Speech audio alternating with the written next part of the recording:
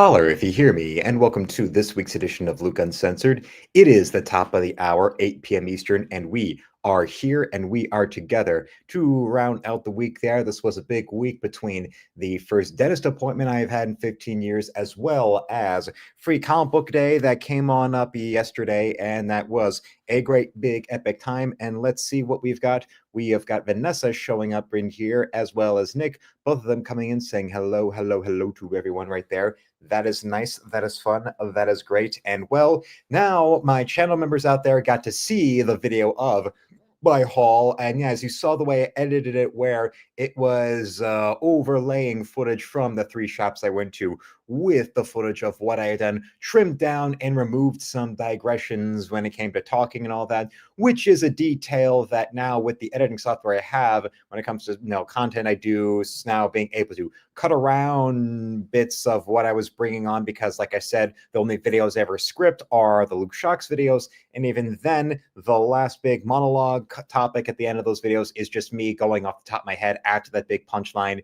Very much, like I said, shamelessly taking it from the opening monologue structure that Dennis Miller would use on his HBO show back in the day. From the, he would have. I remember watching a bunch of them because most of them are all available on YouTube, and would count like the usual how many headlines he'd talk about before he would get to like the main topic, or then I don't want to get off on a rant here, and just went like that. Although I will probably eventually do some kind of trick to figure out with the lighting, at least I have, how to be able to turn the lights down in some way, or do it in some effect where then there would just be the light on me and it would be like a black void behind me, like what would happen if you watch Dennis Miller live monologues. You'd see once you get into the big rant, then suddenly the camera starts slowly zooming in on him and the lights of his studio would turn off, so you would just see him, and it looks like he'd be sitting there, standing there talking in the black void where Charlie Rose would do his show back on PBS, where it just looks like him and his guest are just sitting in a giant black nothing. And sometimes if either Rose or his guest would wear a black suit, but the sport coat would be buttoned down, so it'd just be their head and just the V of the neck and their dress shirt under the sport coat, like that they're floating. Like the opening of the movie Zardoz. I am Arthur Frayne, and I am Zardoz. I am a fake god by inclination, and a magician by occupation. Is God in show business too? If you've ever seen that movie. I was reminded of it because that channel I watched, Jason Brandt, a recent video of theirs last week was a video about Zardoz, where they titled, the video was accurately titled WTF the Movie. Yes, and even saying it's not really it's competently made. It's very well made, well shot. There clearly was some kind of directorial vision behind this with really real money behind it. It's just really, really baffling and confusing, as opposed to something like, Neil Breen's filmography. The kind of big, bizarre, pretentious, crazy, lofty ideas of a movie like Zardoz are further exposed as being batshit insane and all being done by a self-absorbed director if you take away that studio funding with big name actors involved. Zardoz was a movie that had, for the time, big special effects with big sets and obvious production value behind it, and also Sean Connery looking to keep starring and stuff after he gave up being James Bond, and also Charlotte Rampling involved in the cast. But then if you took that same script and then you give it a zero budget production, that's where the openly detestable stuff like your Birdemics or your The Rooms or your Plan 9 from Outer Space come from. And well, we've got Vanessa saying, "Ooh, you look nice." And yeah, I like the church clothes. Yes, this is the suit I wore today. Although a whole day, Nick was talking about earlier that it was cloudy and rainy down where he was, and down there in the state of Ohio, that weather front moves up. So now, yeah, today and yesterday, it's been mostly overcast and raining on and off. Not super intense, but yeah, I spent most of the day indoors. It was still really overcast when I got on my bike and rode down to the church, went there, came back, but then it started raining, so I spent a lot of the day indoors with doing things. It's strange. A lot of today's content, I all recorded and edited all of it last night, thinking that, okay, I'll go to church, then I'll be out moving around and doing things during today. But then, okay, the overcast was happening, so that sort of screwed that up.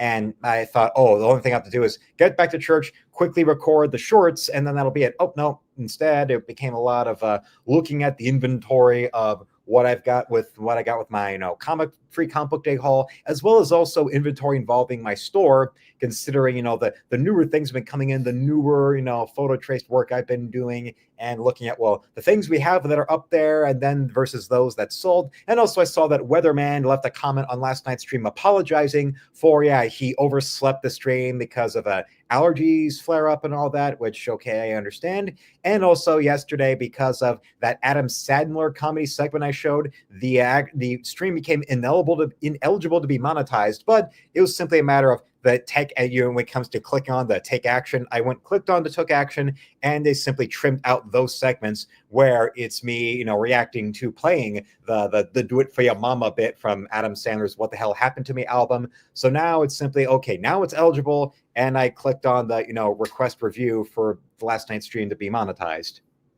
And that's how that went. That's how that goes on up. So hoping to keep that, hoping that will go and be monetized successfully. And also because of, I mentioned a few days ago about when I upload like streams that don't have that many views here, so I delete them, download them, and delete them. The ones I've been uploading to BitChute get really, really good views on that. So now I've pretty much come to the idea of when it comes to what do I upload to BitChute, I'll just simply, all streams that don't get high views here, simply upload them to BitChute and make that the sort of a makeshift archive for the streams from here on out. And actually, Nick says, that's nice. YouTube removes the segments for you to get monetization. Well, it's a matter of when you click on that sort of video like that where it's ineligible and they have these moments of copyrighted content. It's a matter of you can take action or you can just ignore it. And yes, you can take the action by trimming out the segments or replacing it with audio that YouTube approves of from their audio library. I just simply clicked on removing the segments, and there was an automated section. So right on there, that was very, very nice, very, very good. And when it came to all the bagging and boarding I did earlier today, I told you about the Comics Corner, those, like, you see these bushels of back issues that they sell. Like I told you, the ones I looked at I actually wound up selecting a few because they had so many. I made sure to just get a few of these packages right here. And these two were the big packages of back issues that came with the first couple years worth of the X-Men, the British X-Men team Excalibur. They also had packages like that of things like the 0 Hour big event miniseries from the mid-90s, 0 Hour, where it was the not quite sequel to Crisis on Infinite Earths. It's kind of the dark horse between the universe-shattering events of Crisis on Infinite Earths and Infinite Crisis, where it involves it's Hal Jordan after he became the big villain that killed off the entire Green Lantern Corps, and the whole story revolves around Hal Jordan trying to go and use his new infinite powers to rewrite all the timelines of all the universes, of all of the new universes' history. And they did a thing where they had the gimmick of counting down. It was a 5-issue event, and they counted down from 4 to 3 to 2 to 1, and the final issue was 0. And each issue, they would do a gimmick where there was less and less artwork on the cover, so it would look like there was just white space, nothing, just erasing everybody to the point where then the issue 0 of the 0 Hour event was just blank. So, but it's one that I don't even think that DC reprints, although they did a huge print run of it in back issues. And I mentioned before about the result of the ending of that event was that then every DC comic got a special issue 0. And plus they launched like a dozen new titles with an issue 0. The only successful one being the James Robinson version of Starman, in which I've read some issues of that. That's stayed in print with trades. And in besides being in trades, it also was in omnibuses too. But the bit of issues I've seen of Starman was worth the success. And yeah, it lives up to the hype, but I haven't read through like the major series. It's one of those 90s DC things that I've heard of, but I've never really gone through like like a Preacher. Like Preacher is another big one from that era that I haven't read. And I mentioned before about a couple of those issue 0s I have, or I had the one where it was of the 90s Flash, the Mark Waid years of the Flash. I did have that. And also another one is the Legionnaires issue 0. I got that one, and that one I got framed for the full page ad for Vanessa Angel and the Weird Science TV show.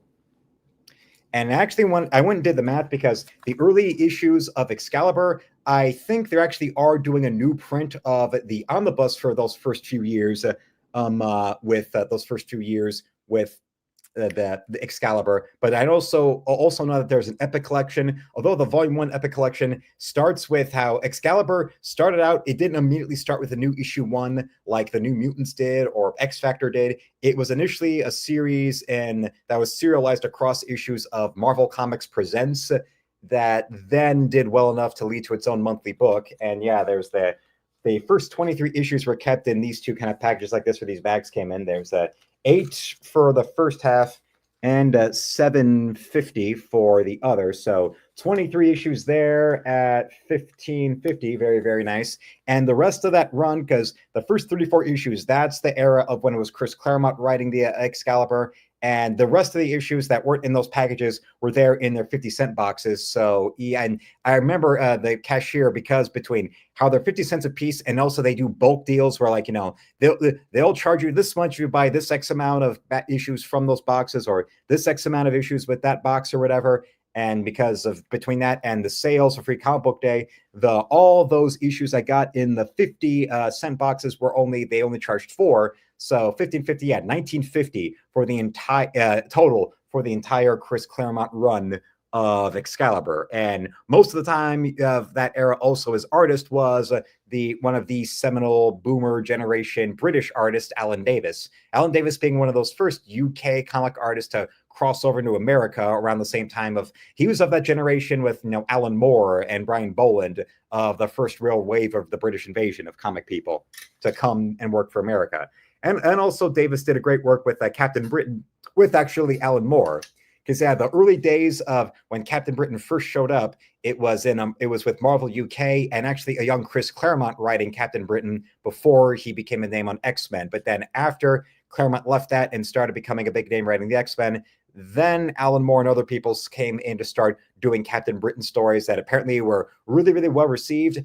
There's that one, Liberty Comics has a trade of that Alan Davis, Alan Moore work that I've heard a lot about but haven't read. And I also know that Marvel has done a nice new omnibus of that, but when it came time for how well Captain Britain was doing, then between that and other X-Men stories and just how much, the X-Men was a big money machine for Marvel in the 80s, I think it was Claremont who got the idea of doing new stories with Captain Britain and decided to make it a UK-based X-team. And because of how the X-Men lineup had been shuffled around and moving and all that between the original 5 X-Men all having gone off to X Factor and be the stars there, and how so many new characters had been introduced over the years, they took like the characters from that John Romita Jr. drawing years of when Claremont was writing X-Men and shuffled some of them onto Excalibur so that they could go and get more time and attention in that team versus being on the X-Men. And of course, everything would be, well, in that era of the mid to late 80s, it was Wolverine and Storm and then everyone else. Like that was the era of when they had Longshot as an X-Men. And yeah, Rachel Summers had been introduced during that era. And there we go with that. Yeah, there was Rachel Summers as the Phoenix coming in during that time when it was JR as the artist before issue 200, I remember. And yeah, Kitty Pryde had been staying around, Nightcrawler had been staying around, but Pryde and Nightcrawler had been getting less airtime, you could say, and going over and having a new team where the basis would be Captain Britain. That's where then Captain Britain would become like the field team leader of Excalibur, and having Rachel and Kitty and Nightcrawler go over there so that they could get more attention, and also bringing in the new character Megan with 2 G's as Captain Britain's girlfriend. And when they had Captain Britain over there in Marvel UK, I think that's also when his sister Psylocke was first introduced, and they brought her over to the X-Men, and there she was. And then they brought Captain Britain over to be the leader of Excalibur. And there would be some one-shots here and there, like the one that I got signed by Arthur Adams and by Chris Claremont, Excalibur Mojo Mayhem at C2E2. And actually, I do want to do some comparison shopping right now to show you, or at least show off, Excalibur Epic Collection. Oh, here it is. Yes. Excalibur Epic Collection, the sword is drawn. That's Marvel's name for the new piece right there. Now let's go in there. Share screen. There we go. And this one collects, yes, it collects Excalibur Special Edition Issue 1, the first 11 issues of the actual proper monthly series, the Mojo Mayhem one-shot I mentioned before, and the first 2 issues of Captain Britain from the 70s, plus material from Mighty Worlds of Marvel 7, 14 to 15, and that 8-issue run of Marvel Comics Presents where they had Excalibur introduced there before they just gave them their own monthly title. Looks like we may or may not have some kind of a trolling going on account of, well, I did change the title of yesterday's video so that I could be able to add Ethan Van Sciver's channel in there. So it's probably a matter of some, the expected EVS pissing and whining. Especially because, well, the only thing in that video I will apologize for is the bit where I mentioned about Razorfist and that special video of him.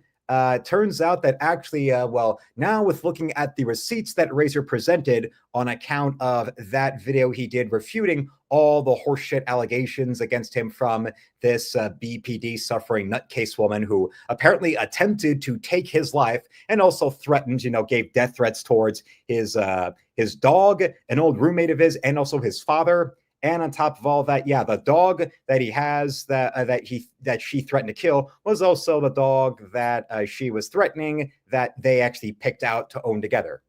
And also the fact that this woman has bipolar personality disorder, apparently. And yes, I know especially Vanessa right here can relate to a guy who is, been a long time success, whether as an actor or as an internet personality, who then gets in bad with an entitled, unstable woman who turns out to be a sufferer of histrionic personality disorder or bipolar personality disorder and all that. And because of her instability and her lack of personality or empathy, and just clings on to a guy that she knows has made it, and doing everything she can to try to generate a female replica of his personality. But then when that fake mental stability starts to crack and the mirror mask starts to be cracked open and revealing the hideous face beneath, you try to get out of that. Then she starts going in and threatening him and smear campaigning the shit out of him. Even with this video that Razor did, that is it was something that's only available. It's a privated video on his channel, but yet at the same time, it is available to watch through Twitter because I see other content creators have gone and done videos where they'll go and react to that Razorfist response to these fake allegations of him being a groomer and a woman abuser and all this that are available on Twitter. But also John Delarose's Substack, Phantom Pulse, he has an article about this where he just somehow is able to get and upload the full video in its entirety, refuting all the horseshit that the idiots like Kino Casino had been spouting, that then, bigger idiots always looking to pretend to be offended by somebody and removing somebody from their society and all that, being EVS, which is what I was mentioning yesterday about him tweeting about how all these things that Kino Casino's accusing Razorfist of, well, he's so disgusting, and that Comicsgate would have supported his new campaign so much better. No, it wouldn't. And all you got to do is look at the numbers that, EVS is supposed to be the Comicsgate kings, the Caesar and all that. Why is it that then your campaigns for your Cyber Frogs and your toys and all your other things have been going down in their sales figures? And your immediate close group of friends who are entirely dependent on you, so they never question your authority, they are the Lacey Chabert or Amanda Seyfried to your Rachel McAdams and Mean Girls. And also, yeah, all of them. Down, those funding figures have gone. And, two can play that game. If unsourced and or outright falsely done by miserable trolls clips have been going on out there on the internet, why is it then that, you don't go and show some receipts to refute Mr. Van Sciver, that little 4chan rumor out there of that gentleman who met you for a Craigslist casual encounter where just as you were about to give him oral sex, why,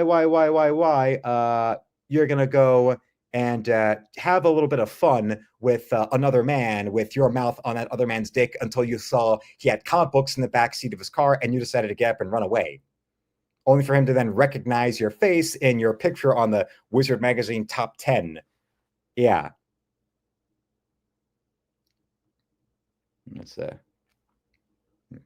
and considering, it's me being the kind of guy who, unlike with a lot of other people who don't know how to de-escalate situations, I had a lot of what we already know from the drunken peasants and what happened there. But then I was able to go and, squash all that with, some like Edith Van Sciver, on the other hand, is the kind of guy who can't squash those kind of beefs. He's the kind of guy to whom he seems to live for arguments and all that. The difference is that unlike those type of, drama merchants or whatever, Edith Van Sciver would actually be even more pathetic than them, because guess what? When you look at those kind of guys, yeah, you take a look at those Kino Casino types and what have you, or those Smashed AG types and what have you, yeah, they'll go and not do the research to show that whatever hearsay or whatever rumors are being spread out there are outright false in some way or another, something even I'll admit to being guilty of, because like I said earlier, the only thing in that video about EVS I'll retract is the bit about the video of Razorfist supposedly masturbating that was uploaded to Slutload. Then you look at Razor's actual response to that, and he goes into detail about those multiple videos and then explains how, yeah, look at the video title and look at the video descriptions and all this, and especially one of those two uploads that has a phone number that is not mine, and also a phone number that has the European style coding where it is a +1 in front of the phone number right there. And the phone number is not grouped in the way that an American phone number would be, with the parentheses over the area code and all of that.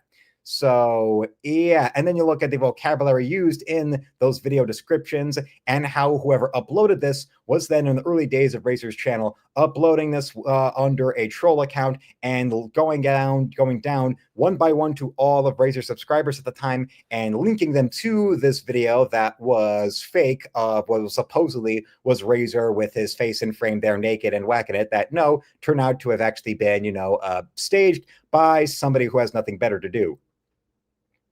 A little bit right there. Yeah, that I do retract, and that I do apologize to Razorfist for, because, yeah, that was one where a matter of, but unlike those people, when it comes to the extra 30 seconds of looking in there or listening to the facts from someone else, because leading up to all this, all I'd ever heard was whatever it was that was being said out there by those e-drama merchants and just repeating them verbatim. Although then, being a veteran of the whole Johnny Depp situation, then I realized, oh, wait, the same mistake I and a lot of other people meant before.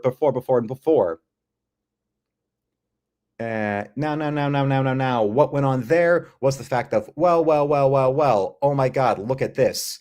Yeah, it turns out that, yeah, Johnny Depp was actually the one that was being the victim.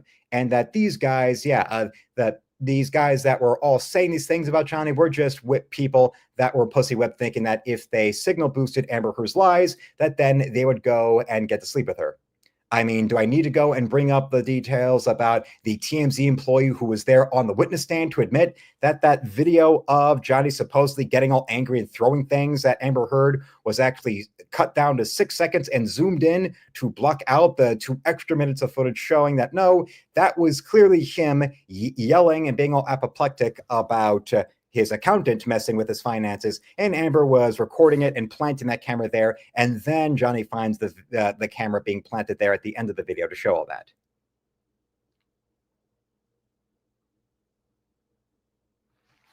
That sort of situation, that sort of deal right there.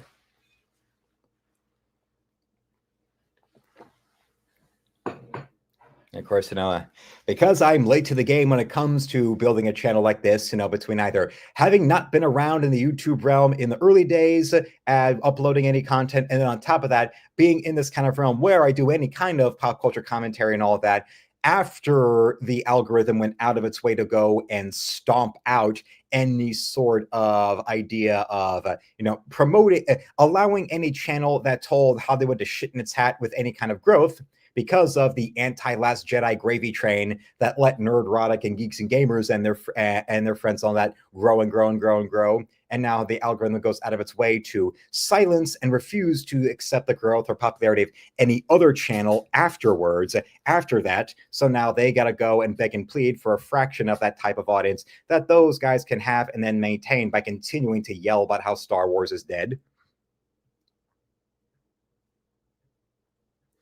And well, you see right there, as we were distracted by all that, but that was something I wanted to bring up because, yes, I did remember that part about the video from slutload.com, and I thought, oh, no, wait, now, well, here clearly he has the explanation of showing how that's bullshit. Well, then, turns out that there's the opposite end of that spectrum with how YouTube can very easily help you trim out bits that are copyrighted. But then also with the way that yesterday's video was uploaded, I am not able to trim out that section as an apology where I talk about the Razor video and all that. But that's unlike with those diabetic golems out there, either diabetic or cocaine fueled golems out there, I'll go and apologize for making that little mistake or being easily led into that lie. But then again, remember, that's what happens when you only ever see one side of a case. And then you wind up getting so delayed and getting to hear the other side of the story. And, the side and the story that has the actual receipts. Not too dissimilar through what we've gone with that whole Justin Baldoni, Blake Lively thing that's been going on. So let's see that. And now I also want to go back there to look at where the thing about these, when you look up Epic Collections for Excalibur or any Marvel series, the Epic Collections don't have numbers in the title, so it can be hard to see where it's going other than there's Excalibur. Okay, scrolling down. This one's a lot easier, the Cross-Time Caper. Do they show what's collected? Okay, this one's only available in a Kindle edition, but even just going by the Kindle prices, okay, this just to get from issues 12 to 30, that's $19.99 right there, which is already more than what I spent to get the entire first 34 issues. This on Kindle's $19.99, and remember, doing the numbers, I spent about $19.50 just to get the whole Claremont years of Excalibur right there. So think about that. Interesting indeed. But then on top of all that, there's other things I got, like I mentioned. Well, now you get to see in its glory here the Punisher Bloodlines. This one shot, because in the 90s, besides the Punisher having 3 monthly books and plus a black and white magazine that went on, there's also several one-shots like this, like the few Epic Collections of the Punisher run that they're that went in like this. They have a lot of them in those Punisher Epic Collections that'll have one-shots on and on and on they go. So that's why the actual run of monthly issues that were in those Punisher Epic Collections are actually usually pretty short, because then there's also some other mini-series or some other one-shot going on. Although this one's also, because if you look in the far back, you have to go to see the credits.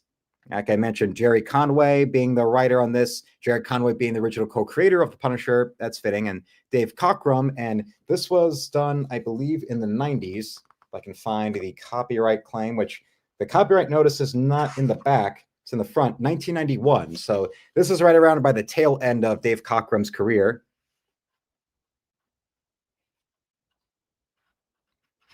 And you see a little bit right there. And even in his X-Men days, Dave Cockrum was not really known for doing a lot of this kind of basic kind of visual storytelling with these arrangements of panels like this. So, well, it's probably a sign of his aging artistically. Right there. And there's this one right here as well.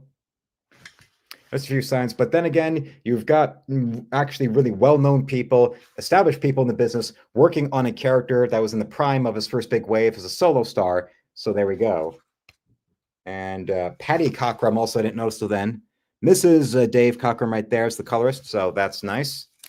And put this back in here. And also another nice thing about Comics Corner was that when you went there, they gave free bags and boards to all of the back issues there that I got. This is nice. We'll just keep them over here in this era.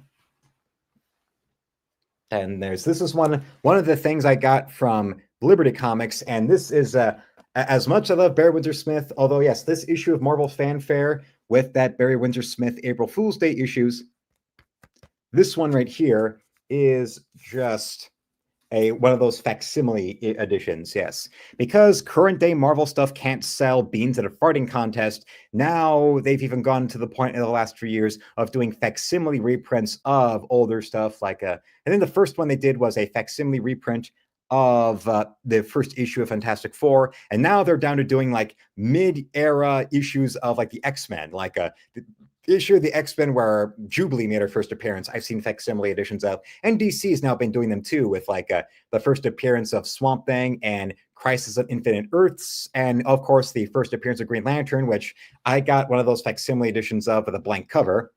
And they're this, although considering the quality of Barry Windsor-Smith's work, yes, his work does deserve the best quality reprints that there can be, if only for his use of color, using the pre-digital coloring methods, but him being that sort of pre-Raphaelite Brotherhood-inspired artist, he's able to bring nothing but the best of the best of the best to his work. Very, very nice and fun, right there. And another great addition to my Barry Windsor-Smith bibliography. That is all thanks to our friends over at Liberty Comics, besides the Unity miniseries that was done. And then we go into one of those other bushels that were all in one big package from Comics Corner was this Future Imperfect miniseries I mentioned before. It's a follow-up to the Future Imperfect story that Peter David did with George Perez about the Hulk, except here it was a 5-issue series instead of a one-shot from back in the day, if I remember right. And then there's, you see, right there, of course, the artist on this, instead of George Perez, being Greg Land. So now we've got another big piece of my Greg Land bibliography figured out.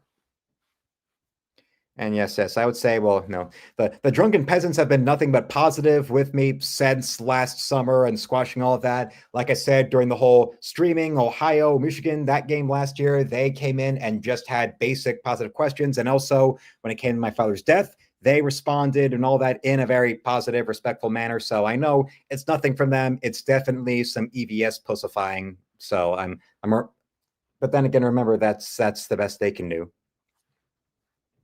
Although that does leave me with the mental image of Ethan Van Sciver being Ben Stiller in that truck stop scene, and There's Something About Mary, except he really wasn't just going out there to pee.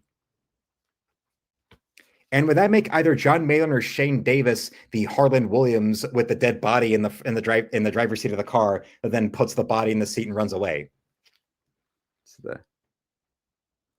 That's especially, well, the composition itself is very striking, but then you also have Greg Land's rendering.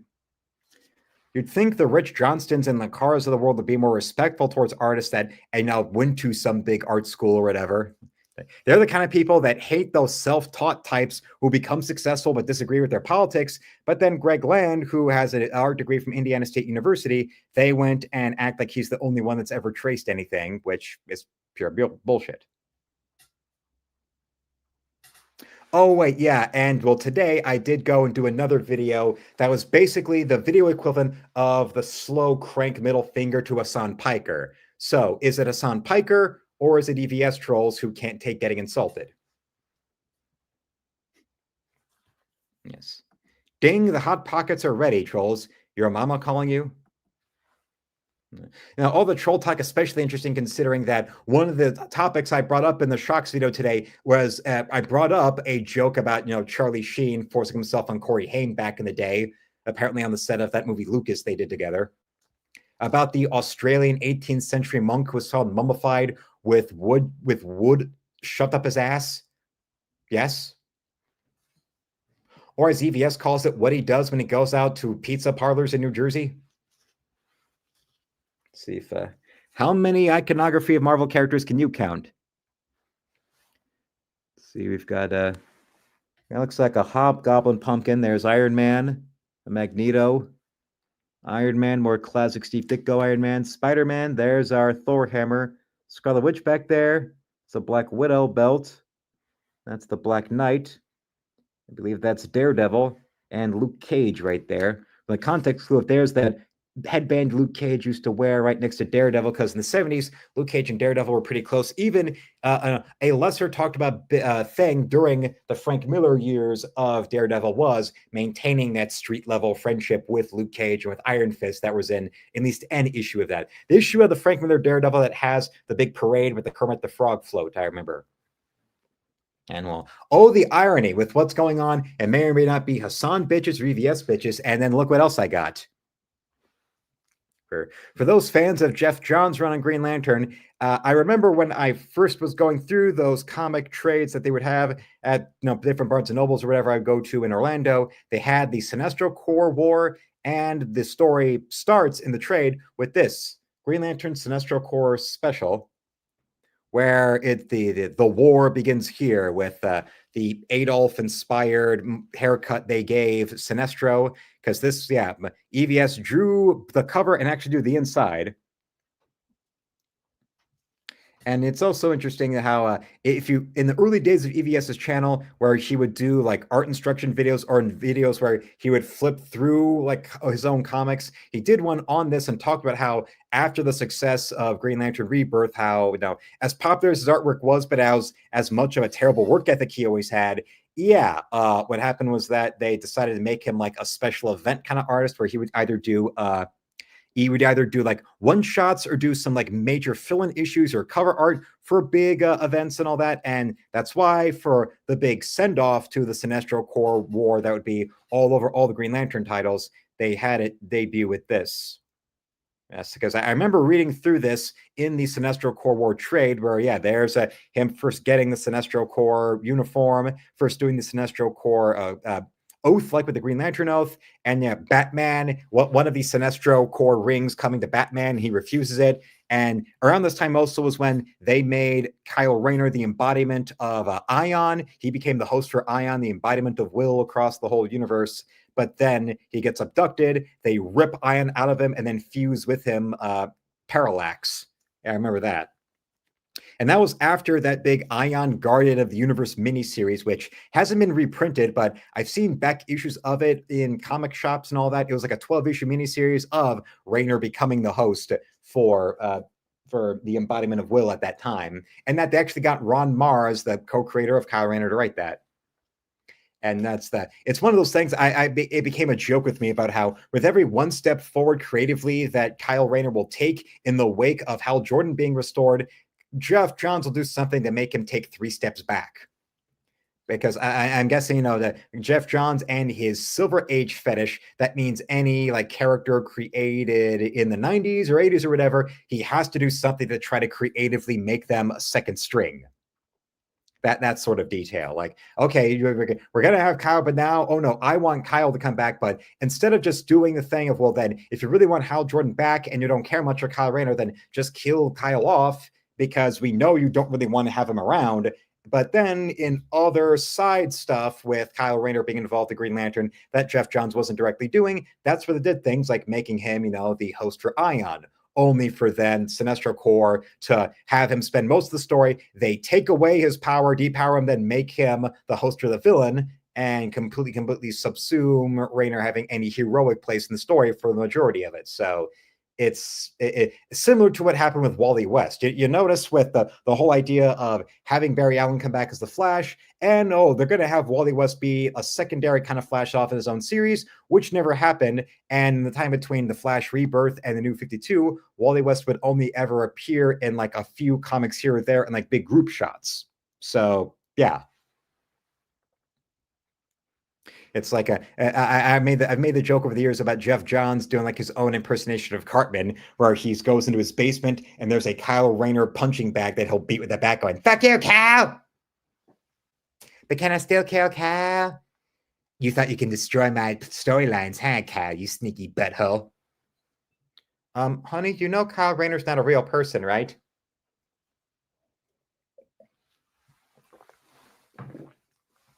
I don't know how many people usually do this, but I did go also and get bags and boards for the actual free comic book day giveaways I got, including, You don't know about me. Here's the Fantastic Four #1 right here. That they're starting it all over again because, well, Marvel just obsessive compulsively. To the credit of DC, they've been able to actually keep titles going without having to start everything over again with #1. Like, as far as I know, Nightwing has now gone up to past 100 issues now.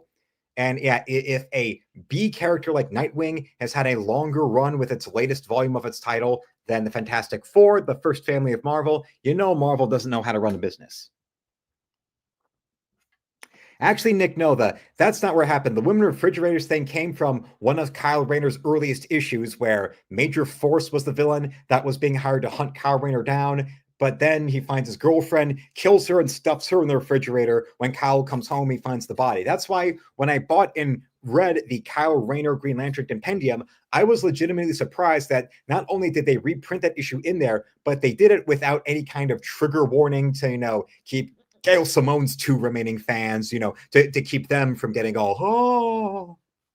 In case you wonder why I've been saying the Yellow Flash and to other people out there that the only real Birds of Prey run is the Chuck Dixon Birds of Prey, which was the first, like, with Excalibur, those first 3 years, that's Excalibur, Chris Claremont writing. The rest you can, give or take.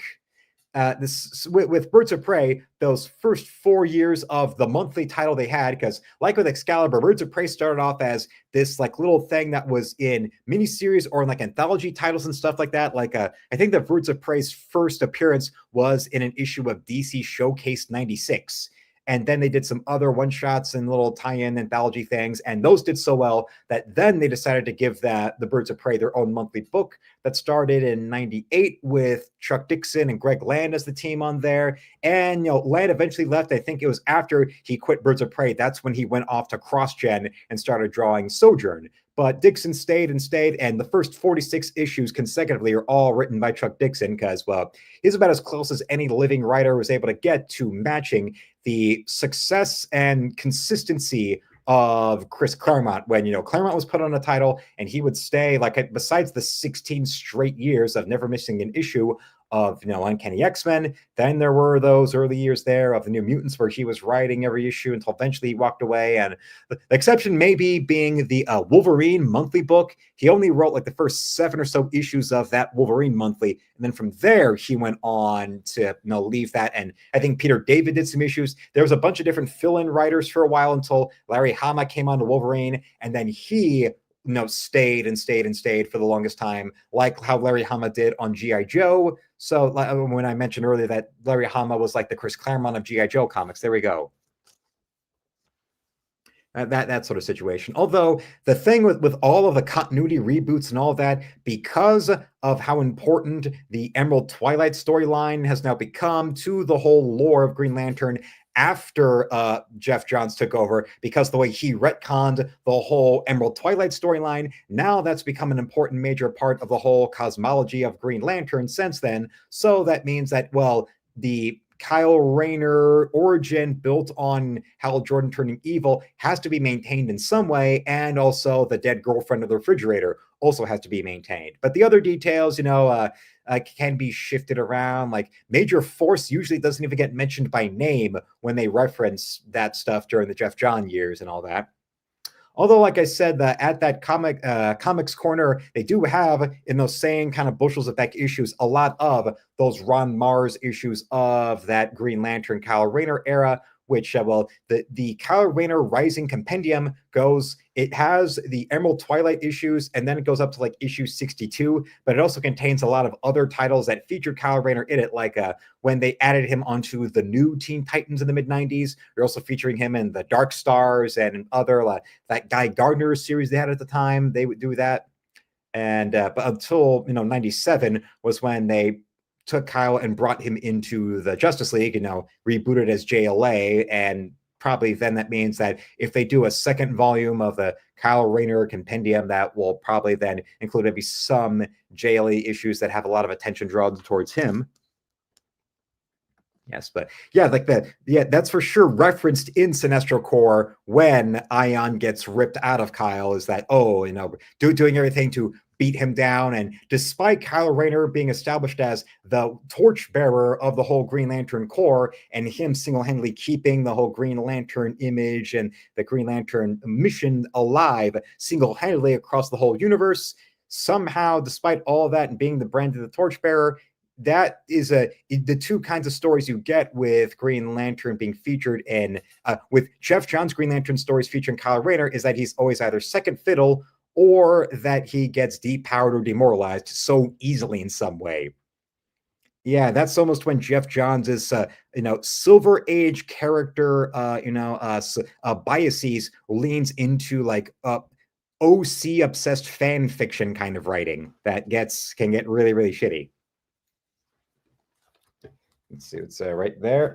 And besides that, there's also the Phantom, my boy, the Phantom right there. I mean, well, and as I said, looking through this, unlike a lot of present day comics, and this is being published by Mad Cave, which I do not recognize at all. But I mean, the cover here does kind of look like somebody trying to go for that 60s optical art type of style, like some sort of imitation of Jim Steranko, the way he put op art into his Nick Fury work. But I mentioned in that video today that the interior art looks more like a Darwin Cook, Darwin Cook being the kind of artist who is really living for that retro exploitation type. But remember, we have a character like the Phantom, who, like all those old pulp magazine or comic strip heroes of that 30s and 40s era, are at their best in that olden days time. Well, Darwin Cook, being that retro exploitation kind of artist, having a artist that reminds me of Cook's work is actually then perfect, because with here, the Phantom actually looks, masculine. How I'm amazed that an old-time traditionalist hero like the Phantom in a present-day comic book is allowed to look this, jacked and strong and broad and masculine. I'm amazed like that. Instead of making him look like a purple Timothy Chalamet. Or replacing him with some, pansexual Islamic one-legged obese climate change activist. But then again, I've never heard of Ray Fawkes, but it's Ray Fawkes, and it turns out Ray Fawkes is not a pseudonym for one of those intersectional, the check boxes that DC or Marvel compulsively hires, even though they never sell anything. That is always on the lips of a guy like your boy Zach, but then your boy Zach wants to bitch about Nerdrotic or Geeks and Gamers being more popular than him for criticizing mainstream comics these days or mainstream movies. Yeah, and how dare they criticize the entertainment? Spider fans in the chat say Luke rocking the sport coat tonight. What is the occasion? Well, I mentioned before about the new suits that my cousin Elena and my sister helped me get. Well, this is just the occasion of this is what I was wearing to church today. Nice right there, yes. And I've got the matching pants to go with it. So that's what I've got today. It was simply what I was wearing for church today, and I just I don't change out of it. I don't do like Mr. Rogers. If you remember his show where he'd come in and he would switch off the dress shirt and not the dress shirt, he would switch out the sport coat and the dress shoes for the cardigan and the running shoes. Hello, neighbor. I'm not Mr. Rogers. As you can no doubt tell from my style of thumbnails that I have nothing in common with Fred Rogers.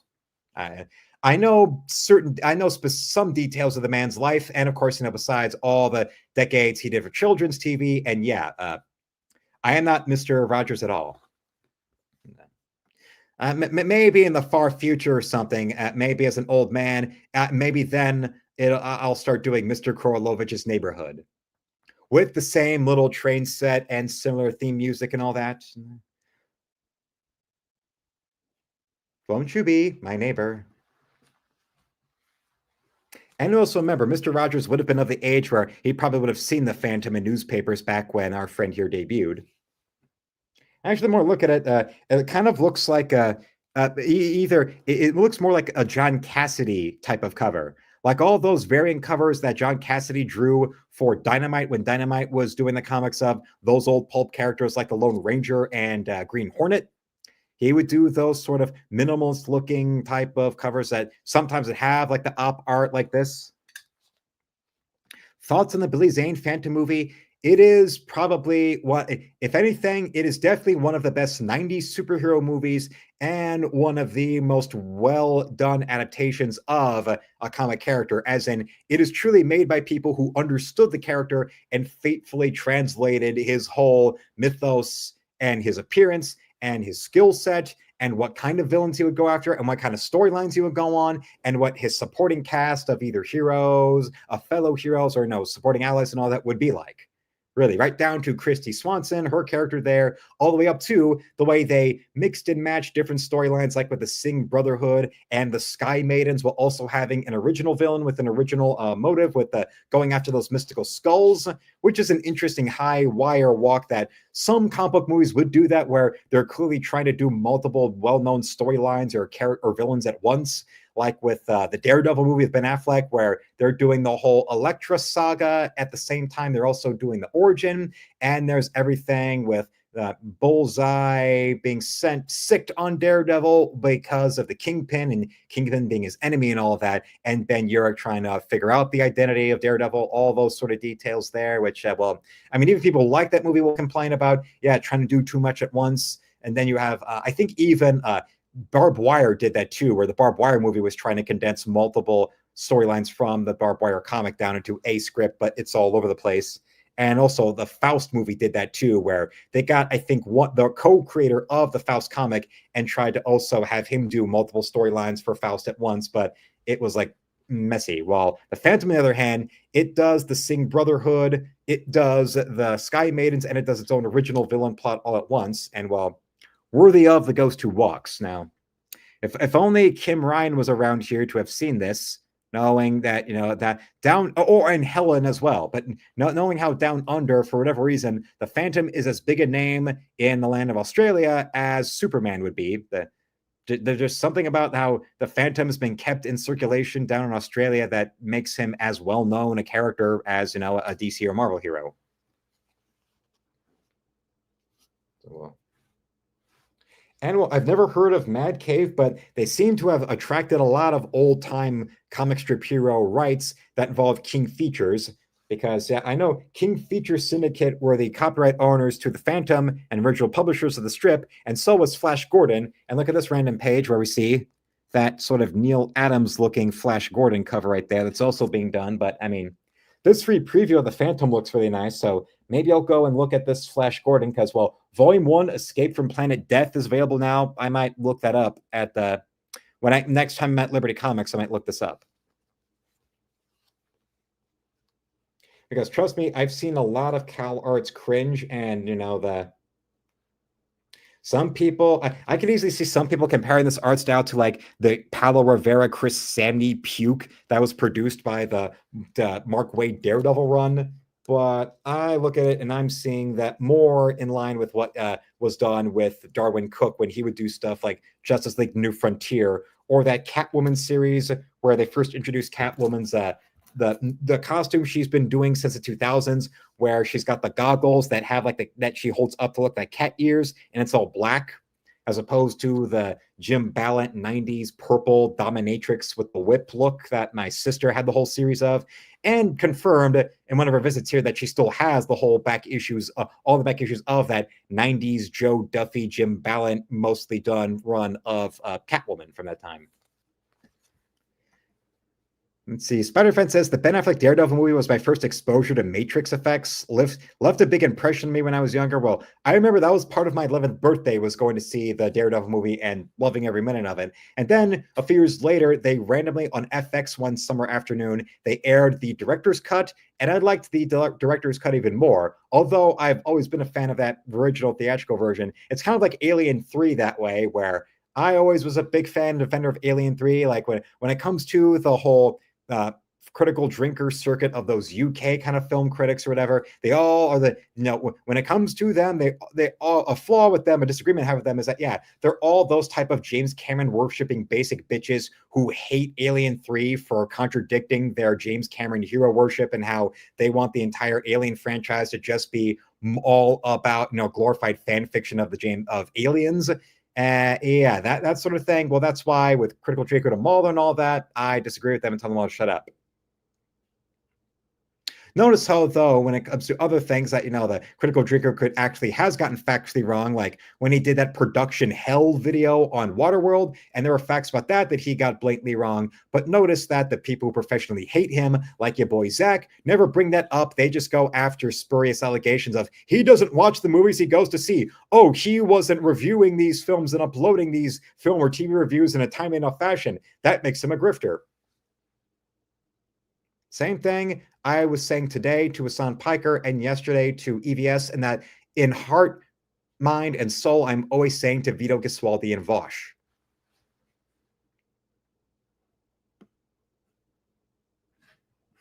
And Spider-Fan brings up there's a character. I actually do know about him, and when it comes to underrated comic book movies, it's mostly a matter of an international barrier.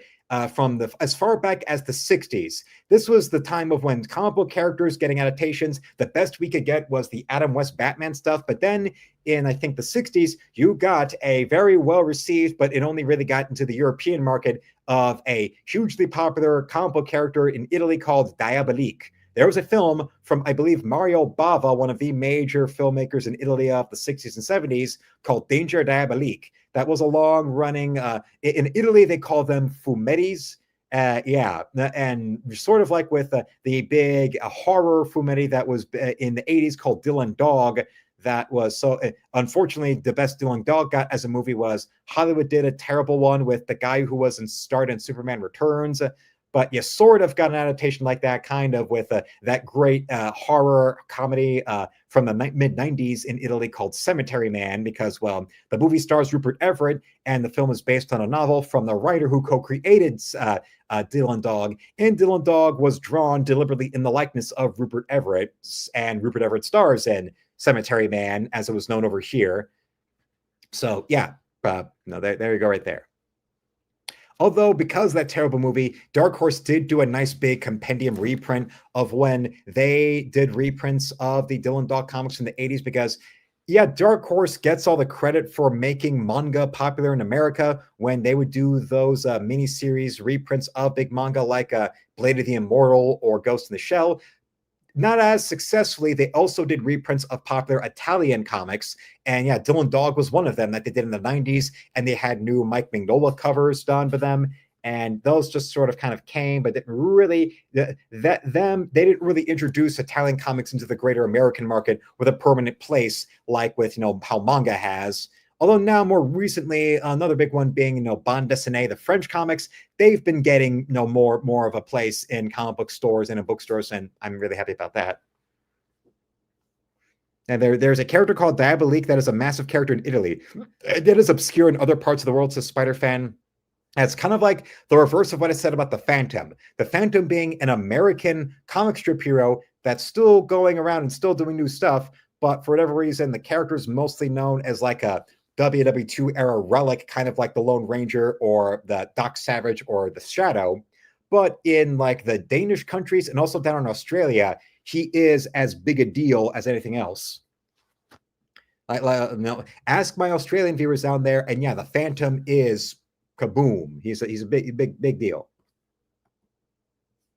And well, actually, Nick, I don't have the Billy Zane Phantom action figure. What that is in the 80s, long before there was the Phantom movie, there was another thing that involved the King Features Syndicate-owned characters. It was a cartoon show in the 80s called Defenders of the Earth, where the three major comic strip heroes that King Features has kept owning the copyright to all work together as a superhero team.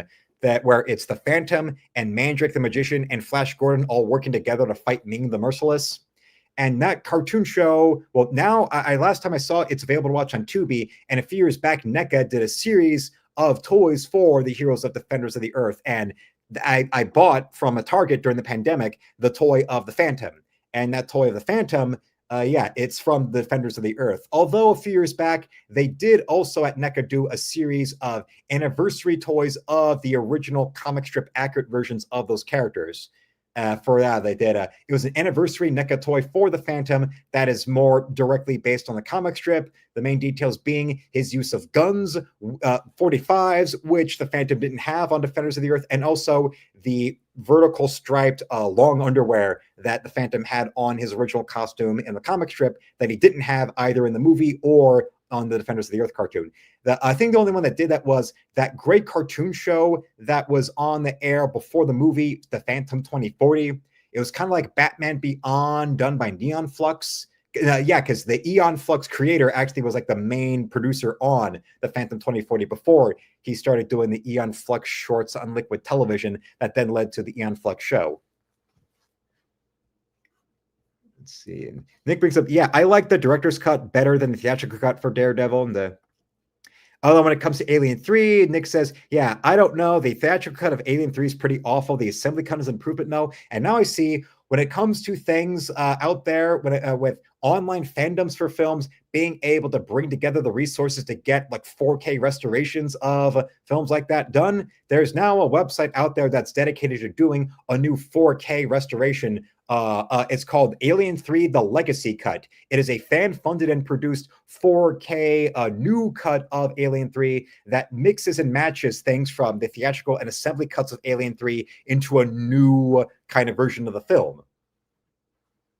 Which is which is also interesting because of all people, Vinegar Syndrome, that weirdo B-movie luxury Blu-ray company, they've now recently have uploaded to their official YouTube channel a little video about how now Vinegar Syndrome has available for purchase on their website a new Blu-ray of Dirty Work, the Norm Macdonald cinematic opus that I saw in the theater when I was 6, and that I remember we had the VHS for, and I watched over and over again. When Norm Macdonald died, most of the tributing of Norm Macdonald that was done through on Steven Crowder's channel was bringing up Dirty Work. Of course, they also brought up famously the Weekend Update stuff that Macdonald did on Saturday Night Live, and how he put his career on the line and got fired off Saturday Night Live because he refused to back away from mocking OJ and the Clintons when Don Ohlmeyer was buddies with OJ and the Clintons and all that. But unlike status bitches like Seth Meyers, who think they're ripping off Jon Stewart when really they're just ripping off a shitty imitation of Dennis Miller's act in the 80s, because like I said, as they mentioned in the movie Multiplicity, now when you make a copy of a copy, it's not quite as sharp as the original. Well, what you're looking at with all the deep state worshiping bitches like Jimmy Kimmel and Seth Meyers and Jimmy Fallon is a photocopy of Jon Stewart, who was just a shitty photocopy of Dennis Miller, who never gave Dennis Miller the credit he deserved for giving Stewart a career after his second failed MTV show went off the air. Yeah.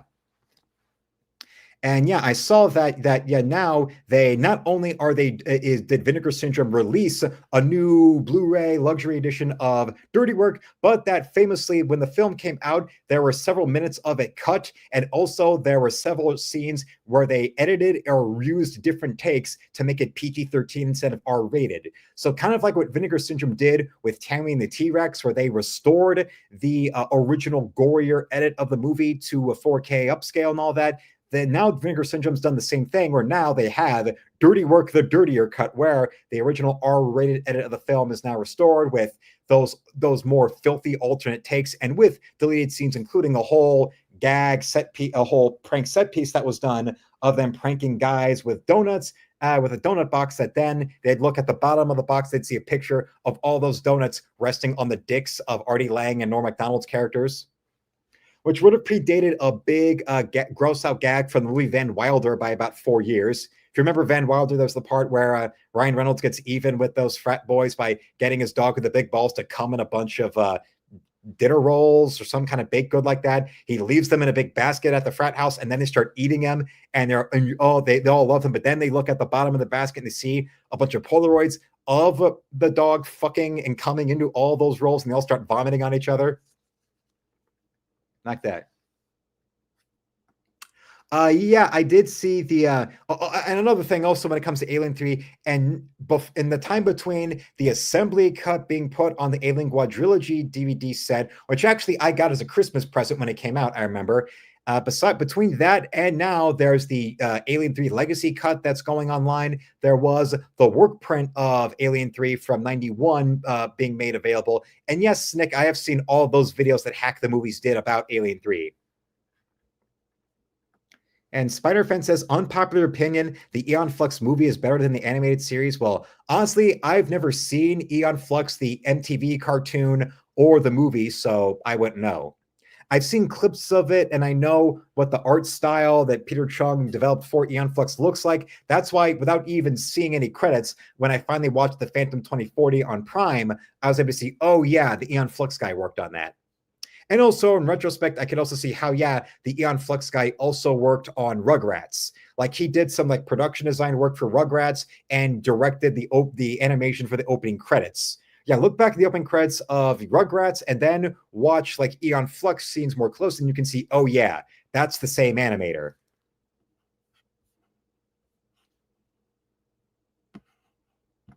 And Nick says, "Yeah, that's a new halfway to Black Friday title. I don't know if I want it. I don't like the slipcover, and I've never seen it. But if you recommend it, maybe I'll grab it up. Yes. Well, remember, I saw Dirty Work It came out the same weekend as Godzilla, and well, if you're telling me that there aren't nefarious people in Hollywood that like to fuck with the careers of other people, well, look at Norm Macdonald, who was the only thing keeping Saturday Night Live relevant after that early 90s cast wave all quit. You know, Adam Sandler and Chris Farley and David Spade, Mike Myers all quit the show. And it was what you basically had then was Norm Macdonald keeping it alive single-handedly. And then he gets fired, but also in that time, not too long after he gets fired, he has this big movie star vehicle for him to cross over into movie lead roles. And, so for whatever reason, the studio opens it in the opening weekend against Godzilla 98, which, I mean, if you ignore what the movie was like and our memories of the movie, look back at the massive marketing blitzkrieg of Godzilla 98, which was almost as big as the Phantom Menace marketing blitzkrieg after it, or the like Space Jam and or Jurassic Park and or Independence Day marketing blitzkriegs that came before it. And you really thought that a little $10 million star vehicle for Norm Macdonald, directed by Bob Saget, co-starring a Mad TV cast member, was really going to compete with that at the box office? No, that was the studio dumping it, probably out of Don Ohlmeyer, making some phone calls out of rage and spite.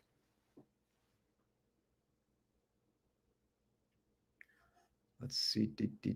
And well, we've got Donnie in the chat right there too, so that's nice.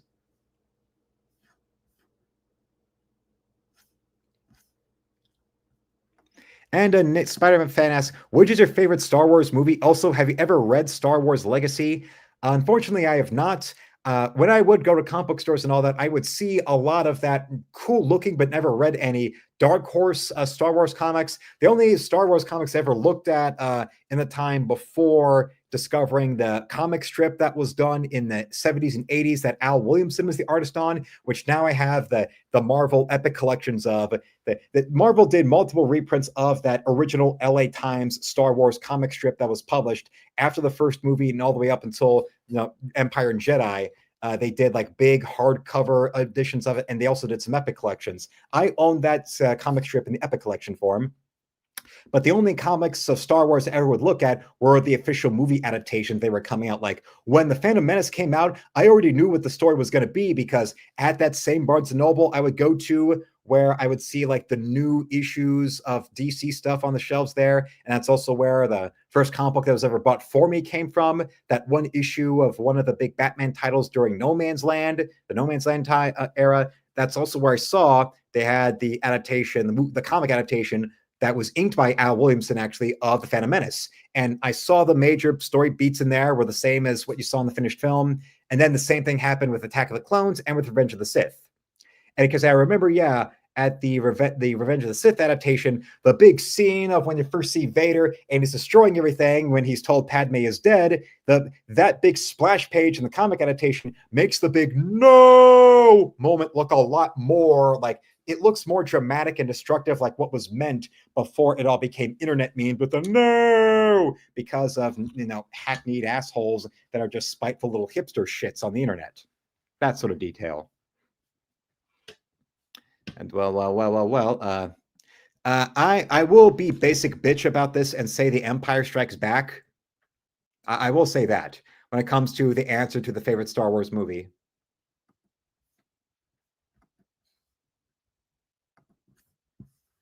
Although there of course, I do remember, that doesn't mean I dislike the other ones, As a little boy, I did love seeing Return of the Jedi an awful lot, especially for things like, the reason Miss Munn is photographed like you see right here. Yeah, if you remember that. Even yes, I told you I was an early bloomer, and yes, Carrie Fisher dressed like that. That was very nice.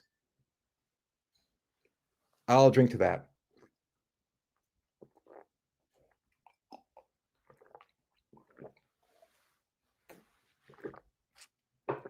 Oh yeah. Right on. Does anybody want to see that G4 coverage of Comic-Con where she was walking around dressed like that? Yeah, that's Olivia Munn from I believe it was an old segment from when she was that one host on that one G4 show. They did a whole like weekend at Comic-Con where she did various like little fetish cosplay get-ups. Like that was around the time that the Watchmen movie was out, so they had her do the Silk Spectre. They also had her do a slutty Princess Leia, and they did like a whole taped segment from the floor of, I believe it was San Diego Comic-Con, of her as the slave Leia. But then there's like a bunch of other women that walk in and interrupt her dressed as slave Leia. So she starts, striking them all down to be the only Leia there. The difference is that I don't think those other slave Leia cosplayers ever gave Brett Ratner a Hummer. Or the other segment, which I watched that when it aired, of that segment from Attack of the Show where she went and deep throated the hot dog on the string.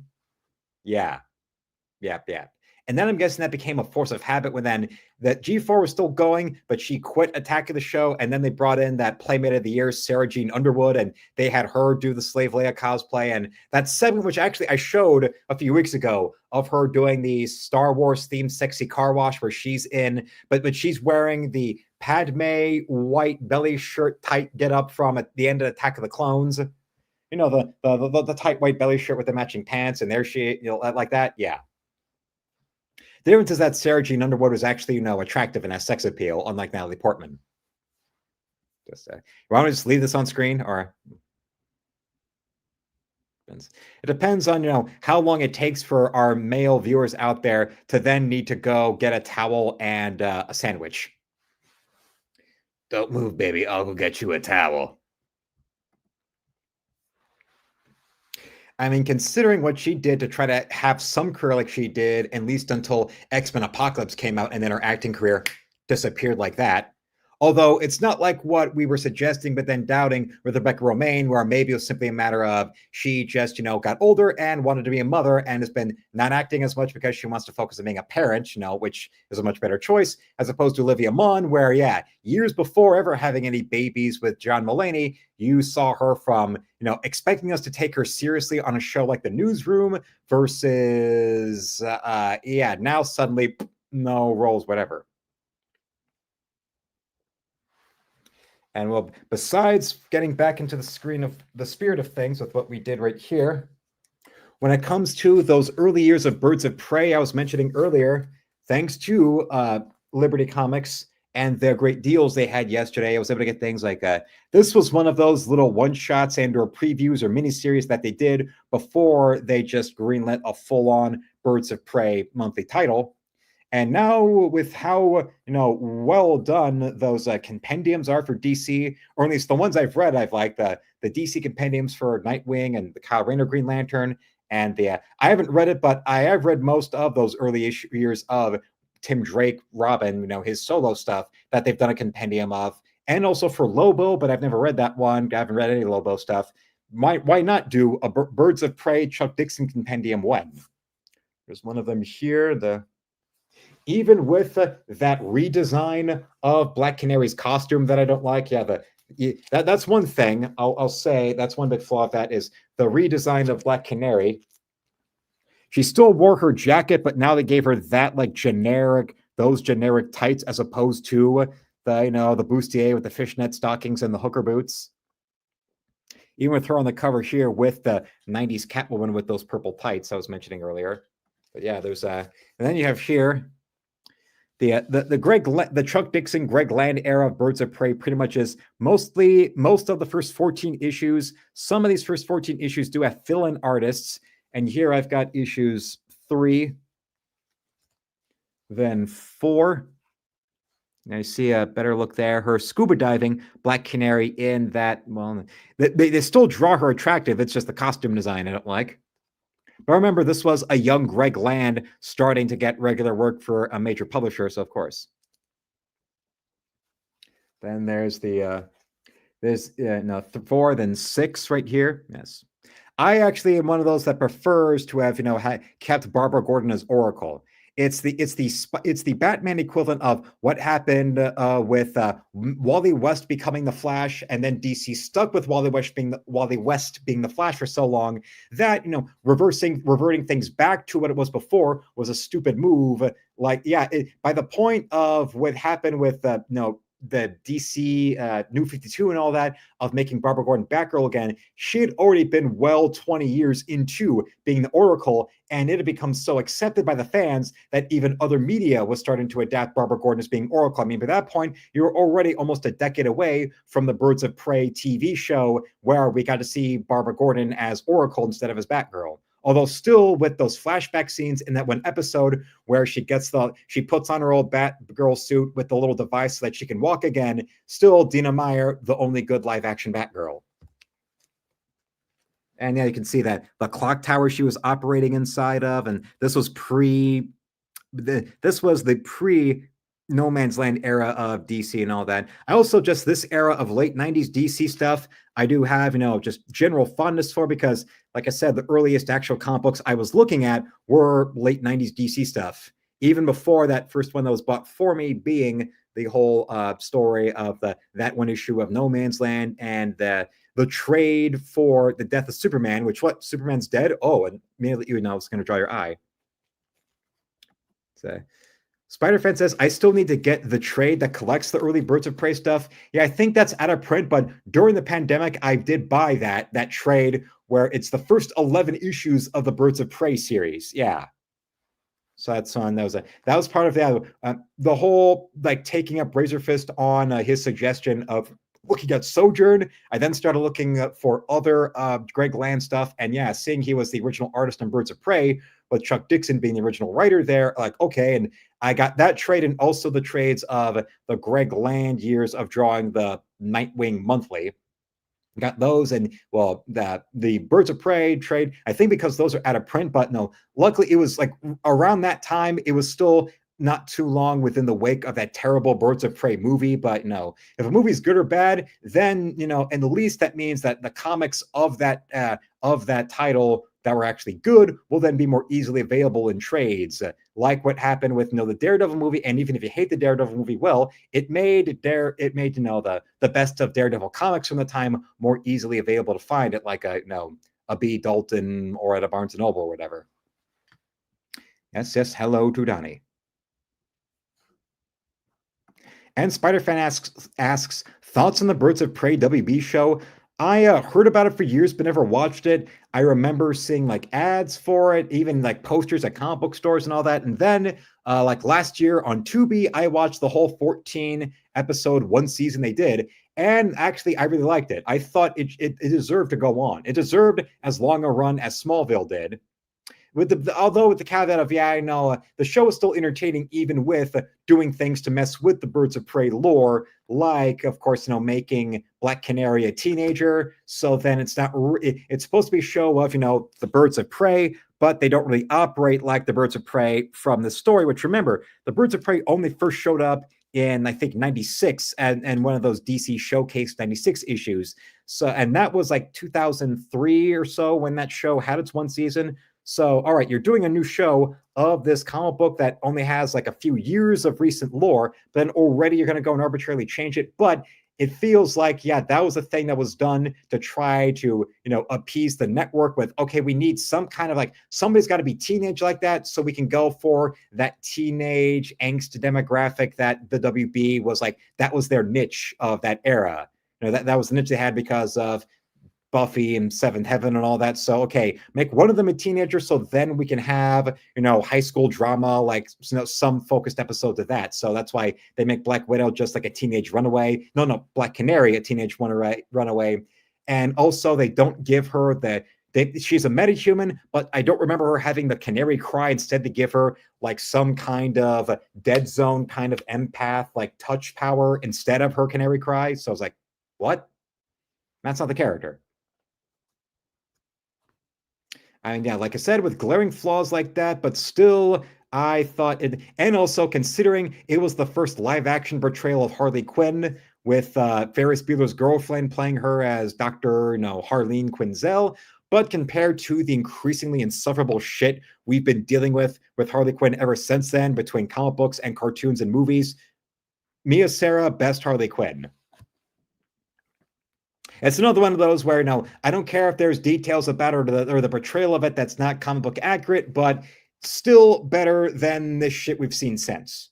Like, just picture a Birds of Prey show if it was done in the wake of desperately pandering to the femme-scold idiots like the proto Velma style garbage we got with that Harley Quinn cartoon, where everything is all about purposefully destroying the lore so that a bunch of narcissistic feminists can get their little masturbatory fantasies on screen instead of actually portraying characters at all. Because they don't even portray characters, let alone portray characters as they are. It's just all about self-inserts. You remember what I said about how Joss Whedon and Warren Ellis have both systematically ruined a whole generation worth of writers in comics and or in film or TV? There's issue 7 right here. That's sort of another thing you'll notice with these is Greg Land's pension, his talent for his movie poster kind of compositions for covers, even before his style really solidified into that sort of more photographic way. He began to really become known for drawing when he really found Sojourn. There's issue 9. Yeah, issue 8 of Birds of Prey is a really, really expensive one. They didn't have it there at the store, but when I went up and looked at like on eBay, issue 8 of Birds of Prey, that's the issue that has Nightwing and Barbara Gordon together, where he brings Barbara up on the trapeze and he's like helping her do aerial acts and all that with her legs like tied together. Like this looks like it could be do you remember that movie The Net? That high-tech spy thriller movie, Sandra Bullock, The Net. This kind of looks like it could have been a poster for a movie like that, or like the cover for one of those kind of like novels that would probably then get adapted into a movie like The Net. Nick asks, is Greg Land the originator of this tracing style you've been doing, right? Was it around before, or did he just popularize it? Well, it was around before. People had been photo referencing or photo tracing for comic art for years on end, to the point where one of the all-time greats, Wally Wood, is famous for a little credo he gave to artists, which was never draw what you can swipe, never swipe what you can trace, never trace what you can photocopy, never photocopy what you can cut out or paste on the board. And yet Wally Wood, who is one of the irrefutable masters of comic art in America, to whom collections of his work you'll find on Amazon for like 40 or 50 bucks a pop. And yet, despite that, and despite Greg Land being somebody who produces artwork in that type of vein, somehow he's so evil because a fat bitch like Rich Johnston or Linkara says so. And both of them should be, meant to be forced to act out the gluttony victim in 7. And also Nick for the $5 super chat says, send Luke a super chat to support the channel. Hey, you heard the man. Chop, chop. And Nick also gifted a 1-channel membership. Also, Nick, when it comes to that Razorfist stuff I was saying earlier, when I first started hearing about what people like Kino Casino or Smash JT were accusing Razorfist of, I actually want to thank Nick for suggesting that I back away from doing any kind of direct video on that, just focused on what the allegations were. Yes, it was Nick who, when I suggested doing a video like that too, he suggested I not do it. And well, thanks to him and me now looking in, waiting for it and seeing the Razor side of the story, who actually brings receipts to the details. Oh yeah, now everything that those people are saying was all, pure horseshit. So thank Nick on that. And also for, and also avoiding that direction also is much, much better, and being able to see how Smash JT and Ethan Van Sciver and Kino Casino are, further examples of them all being worthless people. And the whole of people who are mad at Razorfist because he criticized video games like that one that Melanie Mack was all, apoplectic about, even though she also was pro Stellar Blade and pro Lara Croft being sexy. It's similar to the people that jumped onto the sipping for Amber Heard situation, despite, and then when the actual truth from the other side of the argument came out, then that woman looked like the crazy lying bitch that she was. But a lot of people also, even if they weren't doing it because they were simping for Amber Heard and they wanted a white knight because they thought they'd be able to sleep with her if they could, was also built on the idea of, well, probably a lot. Johnny Depp's public image at the time, even before all those allegations coming forward, had soured because of the trend of box office failures that he had been involved in, from the increasingly unsuccessful Pirates of the Caribbean sequels to then shit like Mordecai and the increasingly insufferable self-parody kind of Tim Burton productions he had been doing. Yeah, it's like, just because you dislike the last few movies he was in doesn't mean he's a woman beater. I mean, credit to the overrated hipsters of Red Letter Media for actually, being able to at least caveat the statements they were making about Johnny Depp in their Ed Wood review by saying allegedly. No. At least that gave them, some plausible deniability. Although then, interestingly, with all the shit that's come out about Amber Heard being a proven liar and that Johnny Depp was not only innocent, but he was the one being victimized by this crazy woman, the way that the accuser of Razorfist was the woman who actually attempted to murder him. Notice that Red Letter Media doesn't have anything to say about Amber Heard being proven as a lying crazy whore. But okay. And there's also this one, which was interesting because they do have dollar boxes at the last store I stopped at, Cosmic Comics and Toys, and they had this for $1. And yeah, but remember also, I got this was discounted at Liberty Comics, and also it was a properly bagged and boarded, better condition edition, so that was smart for me.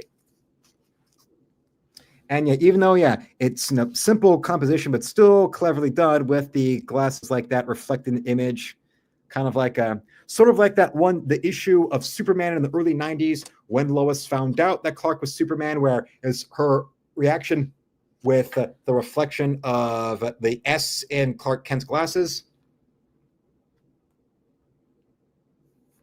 And then Nick also brings up, yes, Luke, it's always better to let things play out, not to mention you're a big fan of Razorfist.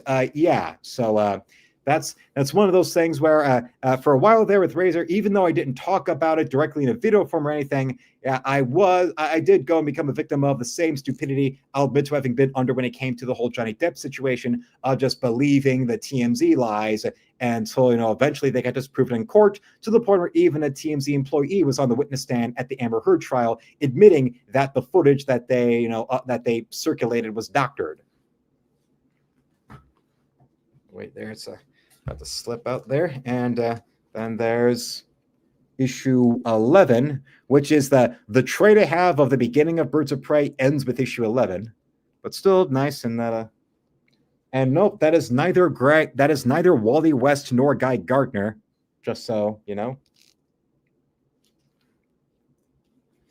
And we've got issue 12, which is another great sort of a spy movie, political thriller movie poster style composition that also includes you've got the train there, you got the Barbara Gordon, you got the Oracle back there, the sexy female Phantom cosplay, the one my sister was so fond of. I mentioned before at the at Great Lakes Comic-Con, there was the one toy vendor that I got the Hal Jordan Super Friends toy from. They also had an original in the box toy from the 90s of that Catwoman, which I remember my sister actually had the toy of back then. Nick also says, well, here's something that everybody here can agree on. I know if Vanessa's still watching, she would enjoy hearing this. Yes, and bitch Amber Heard deserves her cancellation from Hollywood, like her diminished role in Aquaman 2. Fuck her, lying crazy bitch, yes. And Johnny Depp seems like a nice guy too. Fuck that lying bitch. Well, yes, because the guy is drunk and because the guy might yell, in private, that does not make him a woman beater, as we saw in court. The guy who the guy who was raised by a single mother or whatever, that's the guy who usually is going to become the type of woman abuser there. guy like Johnny Depp, who's well known to be also, when it comes to with his finances and all that, an extremely generous tipper, things like that, when it comes to best and worst tippers out of celebrities, mainly on account of, well, where when he grew up, his mother was raising him and his sister waiting tables. So yeah, empathy. When it comes to, yeah, that's that sort of thing, if paying it forward of Johnny Depp being raised by a single mother who was waiting tables to raise him and his sister. So yeah, the least he could have done, and throwing his money around at them like he's MC Hammer in 1991. And the newest Taco Bell and Pepsi checks just came in. And Vanessa does confirm, I am here. I love hearing that. Okay, well, we had to bring up the Amber Heard thing to get Vanessa back in the chat because she'd been gone for a bit.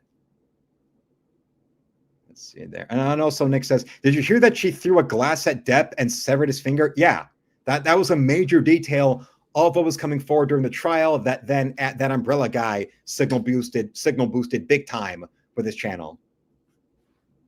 I would know because, yes, Vanessa was here to see all that. And, well, when it came to some of my father's terrible qualities that now I'm able to be more forward about, well, including things like basically how he was indirectly simping for Amber Heard because he basically did the whole fence-sitting bullshit when a guy like him would fence it, what that really means is he doesn't want to side with the woman directly, but he was siding with the woman because, well, obviously Amber Heard had the right kind of criteria of blonde with breasts he wanted to stick his dick into. So instead of directly defending her, but he would say, that doesn't mean Johnny Depp is innocent. Johnny Depp's a bad, shitty.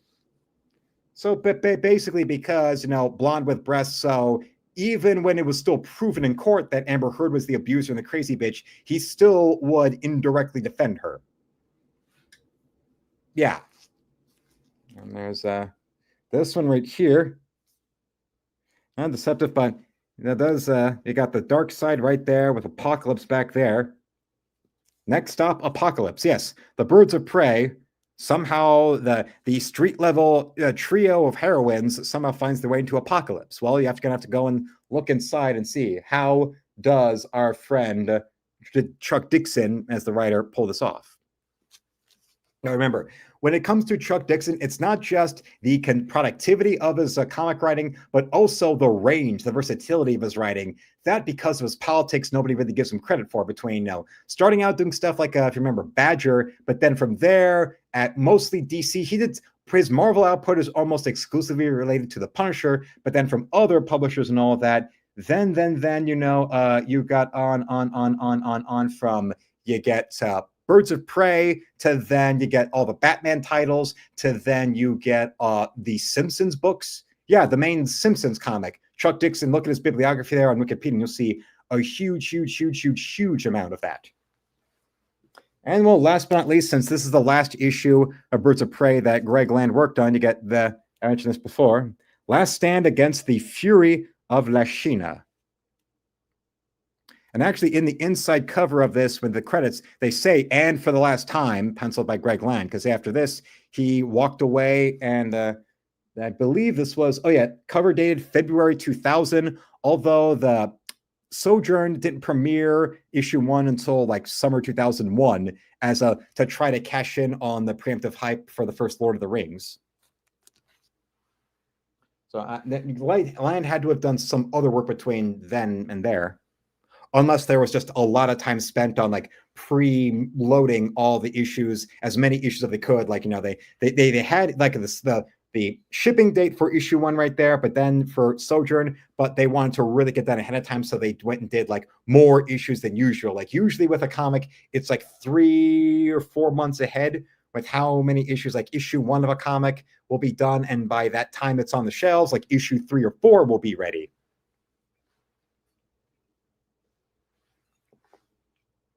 But I guess they decided to go off and do something else with them, and they decided. But then we've got, as I was mentioning earlier, it's a thick one. Here we go. All of the first 34 issues of Excalibur right here.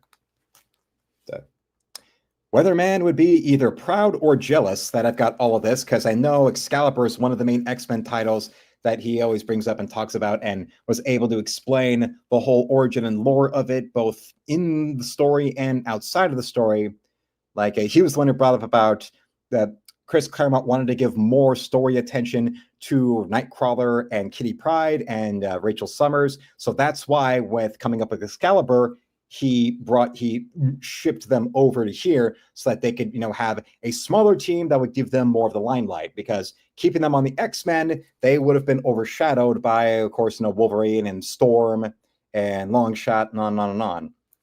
Issue 1 right here. But remember, Excalibur did start beforehand. Unlike with, I mentioned, New Mutants or X-Factor or even Alpha Flight, all those other X-Men spin-off titles, Excalibur didn't just start with issue 1. They did a series of issues of stories from Marvel Comics Presents and like a special one-shot edition that were all published and done before they then did issue 1 of, hence in their own, because you demanded it, in their own monthly series. Like Alpha Flight, what they did was they appeared in the earliest issues of John Byrne drawing X-Men, and then from there they did well enough of that when Byrne quit X-Men, they then, gave him to write and draw Alpha Flight. And even then, he retroactively dislikes the title, saying that he tried giving them more character, but nothing really became of it, and how they really were there just to survive a fight with the X-Men. But and then again, that's John Byrne being the kind of guy where he works for Marvel, DC, or whatever. He is the kind of guy where he prefers to just work on characters that are already established as opposed to really doing his own creations. That's why in the early 90s with Dark Horse, he did his own creations there, like the Next Men and M4, and Babe wasn't one of the ones he was doing. And he was there, like he did his best, but they weren't like the thing he really gets talked about, or they're not as well known as his work on established titles. It's not like Frank Miller, where Frank Miller was also a part of that Dark Horse Legends imprint with John Byrne, but Miller's solo work under there, with Sin City and 300 is just as iconic to his bibliography as Batman or Daredevil. Not so much with Byrne. And then pretty much after that, Byrne went back to doing work mostly at DC with some Marvel stuff, and it was there, but not really like finally remembered. Like, because Marvel is so creatively bankrupt that even hated late 90s stuff they'll reprint now. Like they did I see now that Marvel has omnibuses for John Byrne's X-Men The Hidden Years and for his Spider-Man Chapter 1 series. Like as much as people love Ultimate Spider-Man, initially there was hesitancy to do that because they already did a new monthly series edition of the Spider-Man origin, and taking the Spider-Man early years and stretching it out to this new series with John Byrne doing Spider-Man Chapter 1 that came and went within like 2 years. And also, X-Men The Hidden Years. I've seen the omnibus of that at Vault of Midnight, where it's the story where it was John Byrne writing and drawing an X-Men story that's supposed to be the gap between the end of the original 60s X-Men run and the all new, all different run from the 70s that started. So we got and also you had, like I mentioned, Alan Davis working on there. Look at that cover there, second to none. And remember, Chris Claremont was born in England, but the family moved to America, so that's why he has a sort of more American accent. But his mother was English. That story that he told in the interview that he gave for me at the C2E2 video about his mother applying about wanting to be a pilot, a Spitfire pilot, but then turns out the British military didn't allow for female pilots during that era, during that time. And then after that, come to America. Then he went and bought that plane for her to go and fly, and was able to fly around everywhere. And she even was flying him to other conventions and things like that. Yeah. Those issues are in great condition too. Yeah, Nick. Well, hell, just demonstration right here with issue 1. I'll even show you that. Yeah, it's not just that at Comics Corner they have these bushels of these back issues, but so cheaply. Like this was the first 13 issues in that first bushel for $8. $8 worth of these comics, and then look at the actual interior quality of them. And you'll see, I have seen back issues in comic shops that'll have like a $4 or $5 cover price from the same era, and it's all nappy and yellowed and smeared, and the printing is all smudged. And I'm like, okay, this was, a $6 copy for this, late 80s issue of something, but because it has X-Men on it, it's an issue of the X-Men from 87 that has like maybe a CGC 5.7 quality, but you want to charge me $7 for it. When I could just as easily go and get a trade or an Epic Collection or whatever that have the same thing, and it would be like a year or so's worth of issues. So yeah, are you wearing a ski mask and a gun as you're running this comic shop? Like here's this issue right there. Look at that. The quality of the paper. And remember, this was the same printed quality of all the major Marvel titles at the time. Yeah.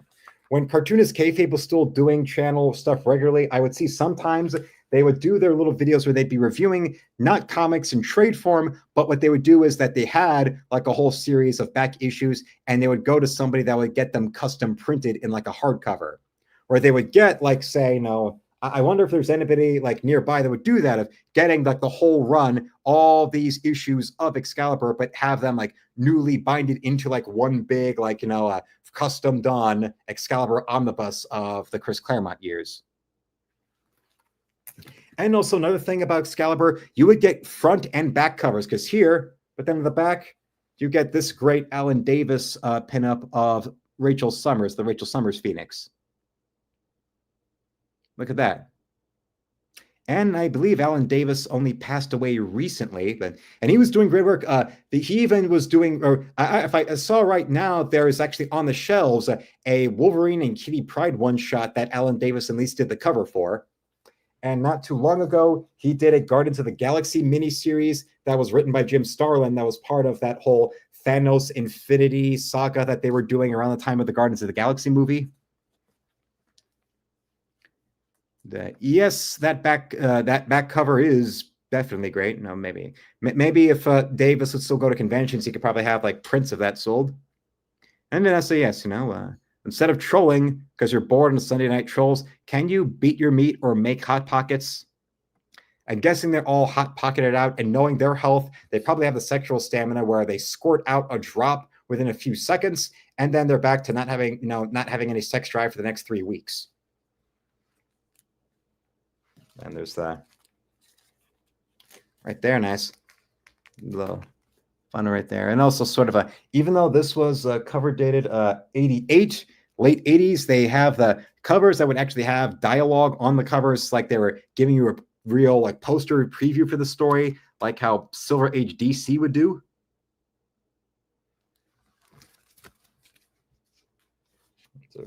A more comedic take on how the Juggernaut is unstoppable, smashing up Captain Britain. And of course, there's a lot of people who say that, well, that Captain Britain would be a better choice for Henry Cavill to play a Marvel hero than Wolverine. If only because, well, Henry Cavill would not have to fake the American accent for playing our little Captain Britain over here.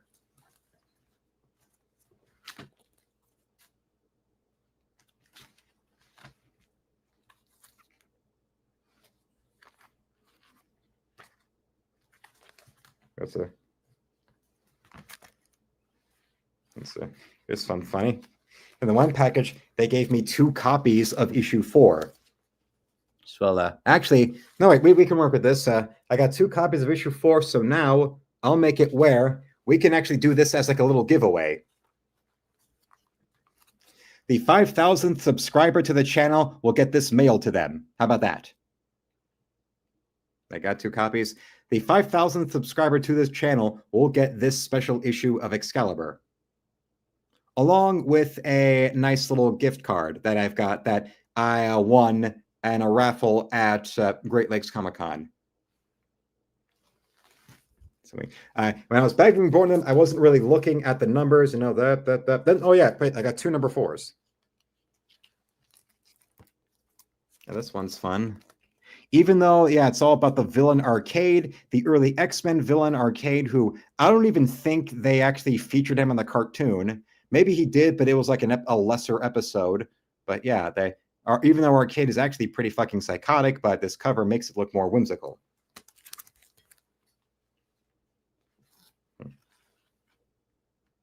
And there's that, a little fun.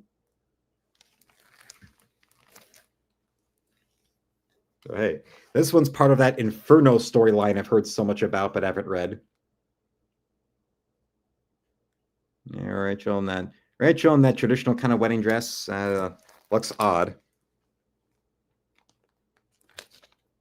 And of course, now because she's one of the many X-Men characters that's arbitrarily been turned gay, now knowing if she would get married now, it would be more like a Melissa Etheridge fan club meeting, and she'd be singing along to I'm the Only One or Come Through My Window. Here we got the Mayhem in Manhattan. So you've got the British X-Men team, and you're already doing storylines where they leave Britain in issue 8. Yeah, Mayhem in Manhattan.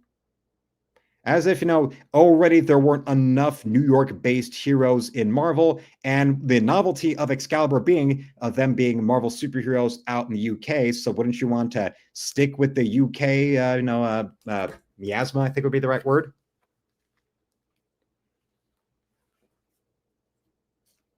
Another one of those like dialogue covers, very fun. Like I said, look at the DC ish covers of the 50s and 60s would have those, like the Atom or the Flash, like that. I mean, I've shown you those of what I mean by that. I will. This is me obscuring the swastika right there. There's that's what the original look of Captain Britain was from Marvel UK back when Chris Claremont was involved in the creation of the character before he made his name on X-Men. Blame It on Phoenix, reference to that Michael Caine movie, Blame It on Rio.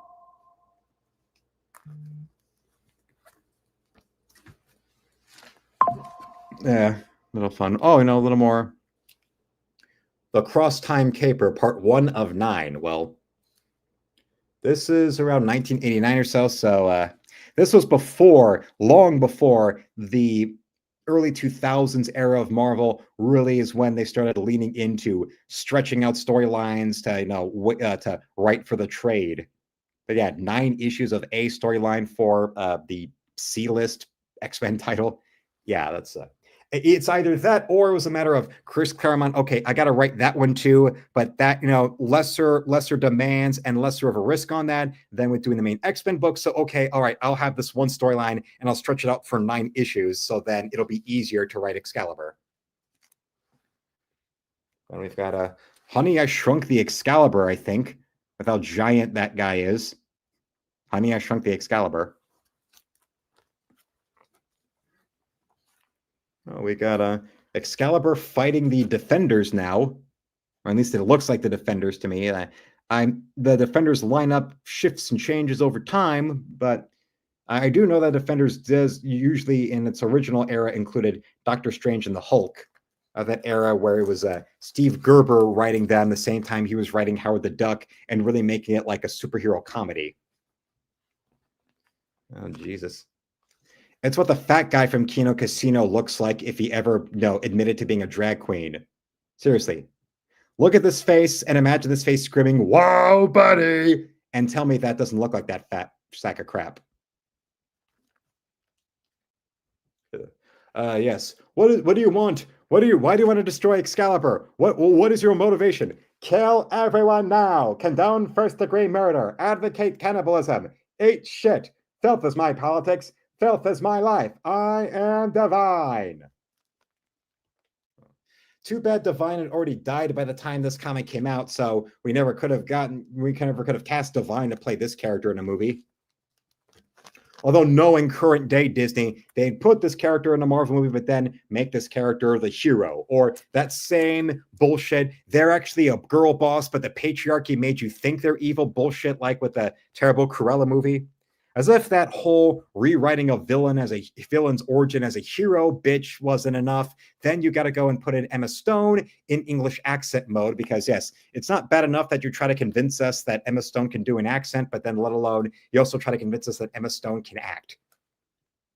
Oh, this is nice little parody of John Carter right there. That classic John Carter painting done by Frank Frazetta. And also with, Nightcrawler is that kind of character who, in comic book form, was very much an old-time Hollywood type of aficionado. Like, that's a major change between comic book Nightcrawler and movie Nightcrawler. Was movie Nightcrawler, they made him interesting considering they have an openly gay actor playing him with an openly gay director, and yet they went for an angle with Nightcrawler where he is a very devout Catholic who's always fixated on penance that he's never seen without his rosary, and there are all those weird like engravings he puts on his body where it's he explains it's one for every sin he's ever committed in his life, which is interesting considering how X-Men 2 is supposed to be loosely inspired by the God Loves Man Kills one shot they did, which when you read that is just a basic bitch middle finger to organized religion and more religion bad, more outsider good. And yet in the movie where they loosely take those ideas from that story into a film, they make the religious character, a devoutly religious character, one of the heroes of the team, and they never question his religious devotion or portray it as like a flaw that must be overcome, and that he's not a hero. His arc is more he realizes religion is more bad and all that. Nope, they don't do that. So okay, that's interesting detail right there. Interesting. Wait.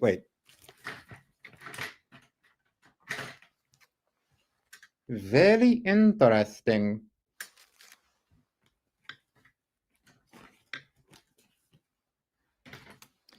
Then we've got this right here. To find out what the hell's going on in this, look inside. What have we got for him, Johnny? Well, this one shows off the team very nicely. Looks like it's some kind of parody, though. Or I mean, like the story itself, like the cover's trying to make it like it's a spoof of something. I know the composition is making fun of the giant size X-Men 1, but that's the look right there. Like it's meant to be like what they did with that storyline with the X babies, where it was the little kid X-Men from that time. Not exactly the X-Men we caught right here.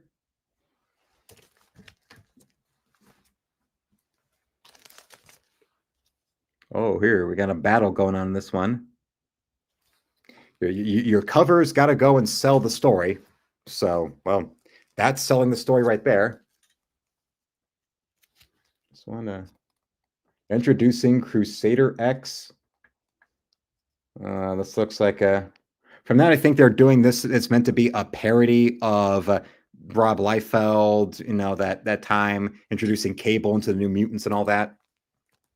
Well, considering that Rob Liefeld coming to the New Mutants was what started to, undermine the clout of Louise Simonson, because she had been the established writer on that, and the more and more Rob Liefeld's new characters and all that became bigger, the less space that Louise Simonson had, and maybe that was because Louise Simonson had been the editor on the X-Men when Claremont started writing it. That was probably like Claremont making a dig at Liefeld on behalf of, being loyal to his friend, Louise Simonson.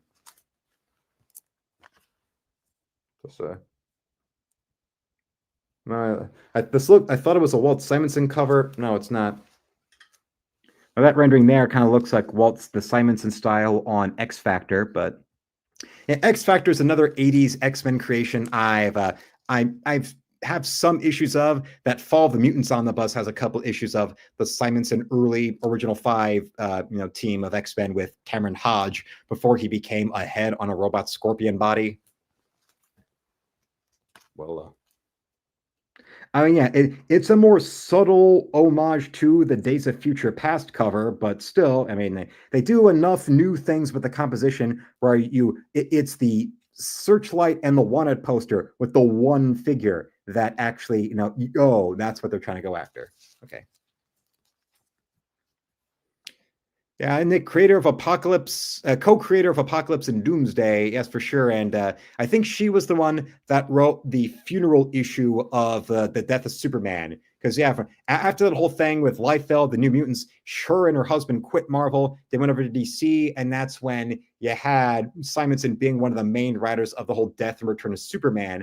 Her side of the aisle with her and her artist, they're the ones that created Steel and brought him in as the temporary replacement Superman. And the funeral issue where in the little DVD feature where she talks about the death of Superman, they've got her on camera crying because of the part in the story where it's Ma and Pa Kent, they're not allowed to, at the Superman funeral. So they're just watching it on TV on their farm. And they, instead of burying their son, they just bury a box full of like his baseball glove and a scrapbook and his teddy bear. It's actually really sad.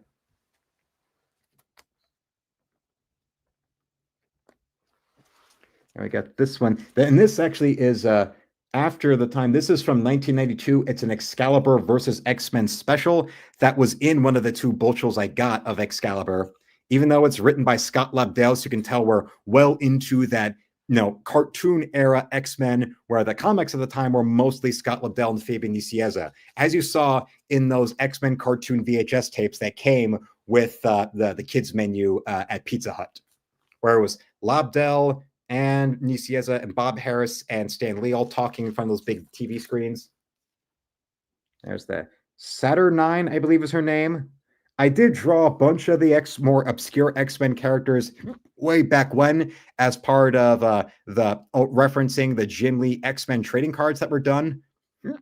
And yeah, I also did the more obscure ones like the Megan and Saturnine and Siren and all that were from that same era of titles. Yes. Wheezy Simonson, as she was known. So if she's Wheezy, then does that mean that Walt Simonson is like Sherman Hemsley? Because, the Jeffersons? Wheezy. Hell, we even get Galactus getting involved with Excalibur, so that's nice. Okay, now then they go really far to go from UK-based stories to cosmic-based stories with Excalibur. There's you get the Black Queen back there, so that's nice. With the little rose. I mean, I'm always fond of drawing that version of Jean Grey, as you can tell. And Nick says Steel was cool too. My favorite from that new Superman group was Superboy. Oh yeah, and then Nick brings up your leather jacket and glasses could work for a 90s Superboy cosplay. Yeah, well, these are the same kind of glasses he would wear. So I mean, but also he had that stupid like broccoli kind of haircut that now a lot of manlet model actors these days have, and femboys and all that have.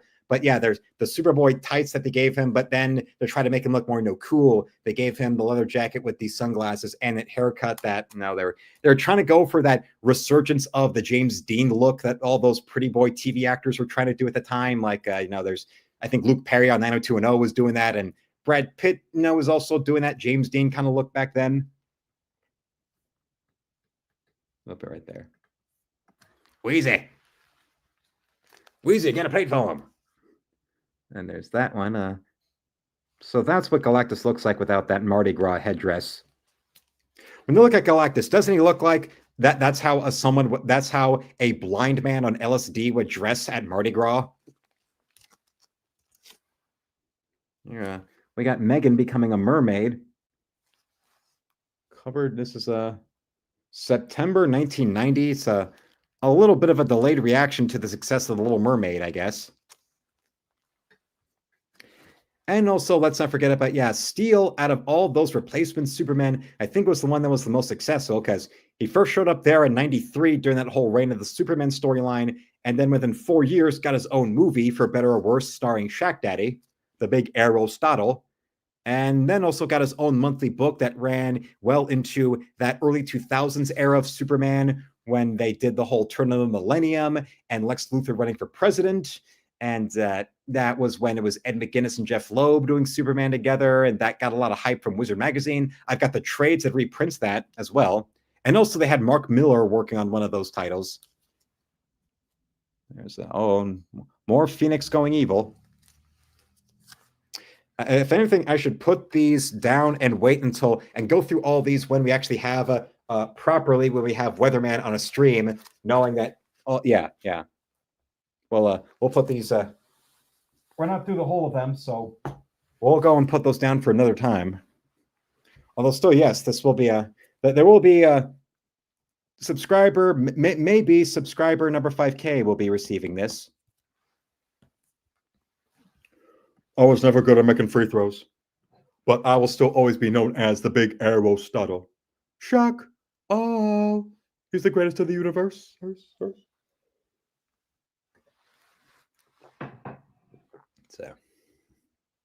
So also another thing actually occurred to me with the whole Razor Fist situation and his side of the story that actually has receipts to prove his innocence and all that, unlike these idiots trying to milk this drama, invokes that trilogy of videos he did refuting all the Michael Jackson allegations all those years ago. Although, probably a little bit more personal considering it's him having to do that sort of Michael Jackson rebuttal video about himself.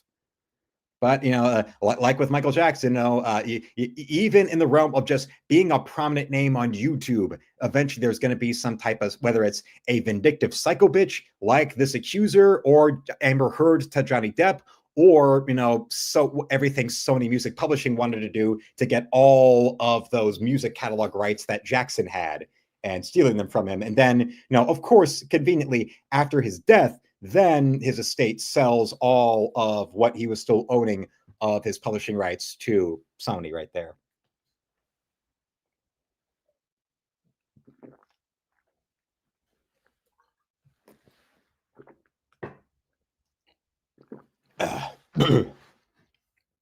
That's a lot of issues you got. Well, the main thing was wanting to get, because they had them there between those packages and the 50-cent boxes, was all the Claremont issues of Excalibur.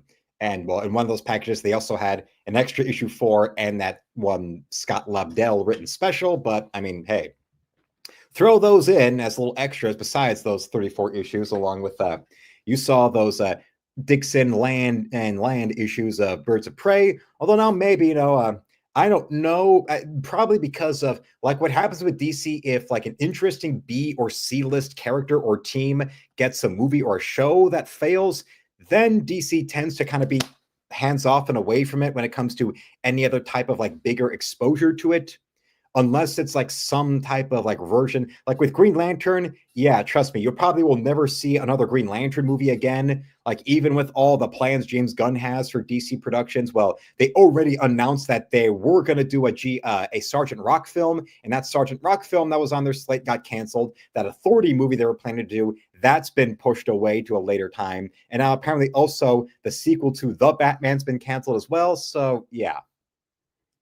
And when it comes to Birds of Prey, well, there might be a chance that they'll do a compendium of that late 90s Chuck Dixon Birds of Prey, but I mean, it would be one of those where I'll believe it when I see it.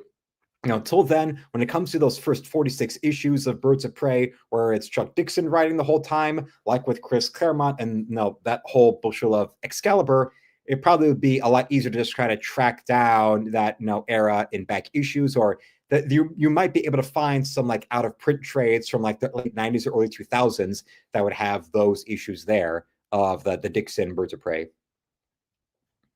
But with Green Lantern will, because of it being a major cornerstone for DC Comics, they'll still keep classic Green Lantern stuff in print. Hell, I think they've even done like trades or whatever of like Green Lantern Mosaic, if you remember that early 90s title, or that era where it was the Tales of the Green Lantern Corps, that anthology book they did, they had Dave Gibbons and Brian Boland working on that, and Alan Moore wrote some stories for that era, for that Green Lantern title.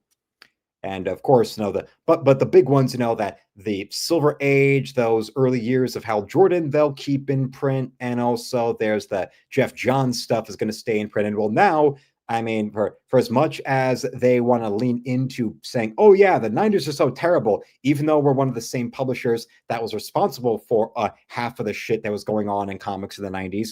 But now we will quietly go and admit some of our 90s stuff is still more popular and better made than what we're doing now. So we'll do $59.99 compendiums for either the Lobo stuff that people make fun of because of how it was supposed to be a joke on edgy 90s superheroes, but it was a major seller by audiences that didn't understand that it was supposed to be making fun of them, and they just took it at face value and thought it was cool, like Wolverine.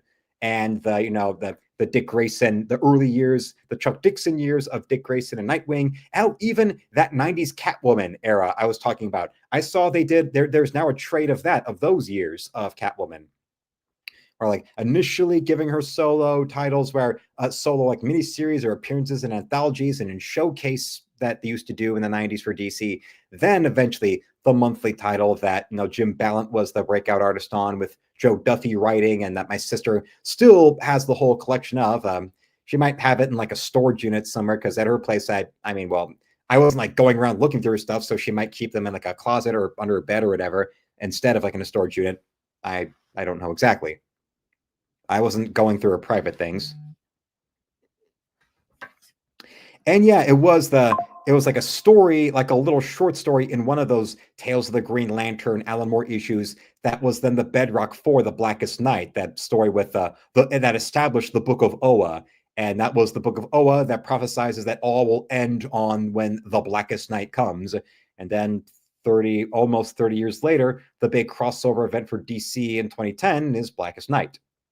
Yeah, which with that, all those titles, every title that was going out at the time doing it, and there's well, although with those big crossover events, I usually just if I look at like the actual main event itself, like with Blackest Night, it would be the actual issues of the Blackest Night. The Blackest Night tying in with all the other monthly books going on, I'm interested in. Same thing with like other DC also does that with Crisis on Infinite Earths or DC Bloodlines, which was the big thing they did after the death of Superman. And DC Bloodlines is where Garth Ennis's underrated Hitman character came from. And even Hitman, which was Garth Ennis's first big break in America, even that, which is relatively obscure compared to other stuff. Yeah, the Hitman run is now getting omnibus collections, which, well, I've heard good things about Garth Ennis's Hitman run and have been wanting to track it down. And well, now it's a lot easier because now there's a imprint, fresh imprint omnibus of Ennis's Hitman. So maybe I'll look into that in the future or add that to the wish list or something. With Mr. Tommy Monahan, an Irish American veteran who then, because of what went on during the whole event, the Bloodlines event, he winds up getting superpowers like X-ray vision and starts using them in order to go, instead of fight crime, he uses them as a little extra help for him to become a hitman in the Irish district of Gotham City. But and he'll go after and accept, work for hire. Actually, no, wait, I do have it already. Just double checking. Yeah, I saw that was before it was actually available. It was a pre-order available on Amazon, and yeah, the Garth Ennis Hitman. I do have that omnibus right there on my wish list, right next to the Volume 2 omnibus of Batman: No Man's Land and all that. No, Nick, it's not like the Hitman movie. That's completely unrelated. The Hitman movie and the Hitman video games, that's completely unrelated to the DC character. DC Comics Hitman, it was sort of like a Vertigo comic that got published in the mainstream DC universe because it still has those same kind of tropes of the type of characters and stories that Garth Ennis is known to write. But picture that kind of character, like, his version of the Punisher in the Punisher Max era, or his comic Preacher, or stuff like Crossed or The Boys or whatever. But if that type of character, that Vertigo edgy boy kind of work he did, existed in the mainstream DC universe, because Hitman will actually have issues that cross over with with the Kyle Rayner Green Lantern, or with even the Alan Davis Green Lantern that time was being called Sentinel, and was still allowed to be straight and have a daughter. Or I think even the Superman was involved in that. The post-death Superman, where he had that long 90s Dennis Miller kind of hair. And of course, crossovers with Batman, because remember, that version, that Hitman, Tommy Monahan, he goes and, accepts dangerous contract killing jobs out of Gotham City. He lives in the previously unmentioned, Irish, port district of Gotham City. You guys want to know, Garth Ennis is one of those where he always, whatever you're hiring him to do, he'll write what he knows. And well, even if you're giving him a monthly book in the mainstream DC universe, if it's an original character, still, yeah, it's going to be the predilections and the character stock types that he does. And well, I'll give credit to Garth Ennis. His characters don't have as much of a smug obvious self-insert type of quality to them of Warren Ellis, where Warren Ellis, always, even if it's established characters, like around the time that Garth Ennis came up with Hitman out of whole cloth, out of his run of writing The Demon, and came up with Tommy Monahan Hitman in an annual of The Demon, and then got to do Hitman his own title. With Warren Ellis, if it's at that same time he broke into America doing stuff like taking over writing Excalibur, and his first order of business was inserting an MI6 secret agent who's a all black clad, edgy smartass, who's always so cool and tough because he's got the rough, raucous, blue collar English attitude type, and he's always chain smoking. And of course, all the women want him, and he's always smart and always right about everything. Yeah, Pete Wisdom, obvious, Warren Ellis self-insert number 1 out of 4,000. And hello to Forever Lost, who tonight is 2 hours late. There we go right there. Well, Forever, you would have seen a little bit earlier today of either some people who may or may not have been either Hassan Piker or EVS trolls, considering, well, today I did another video that gave Hassan the old finger, and yesterday there was a video I did that gave EVS the finger, so one or another. It's one of those flipping a coin situations. Those are the main guesses right there. Just a little bit of fun. And also the major detail that I think Weatherman would be jealous of is that, well, between see the $7.50 tag on that and the $8 tag on this, plus the other $4 I spent in the 50-cent back issue bins, for only $19.50, I was able to buy in back issues the entire Chris Claremont years of the British X-Men series Excalibur. That was the first 34 issues of that, and also a good portion of the Chuck Dixon, Greg Land issues of Birds of Prey. And maybe in the future, you'll see me go after and looking around for the rest of the first 46 issues of Birds of Prey, because that being the Chuck Dixon years. And, when it came to DC, when even tangentially related Batman books from DC in the 90s, if it was Chuck Dixon, it was guaranteed to be entertaining.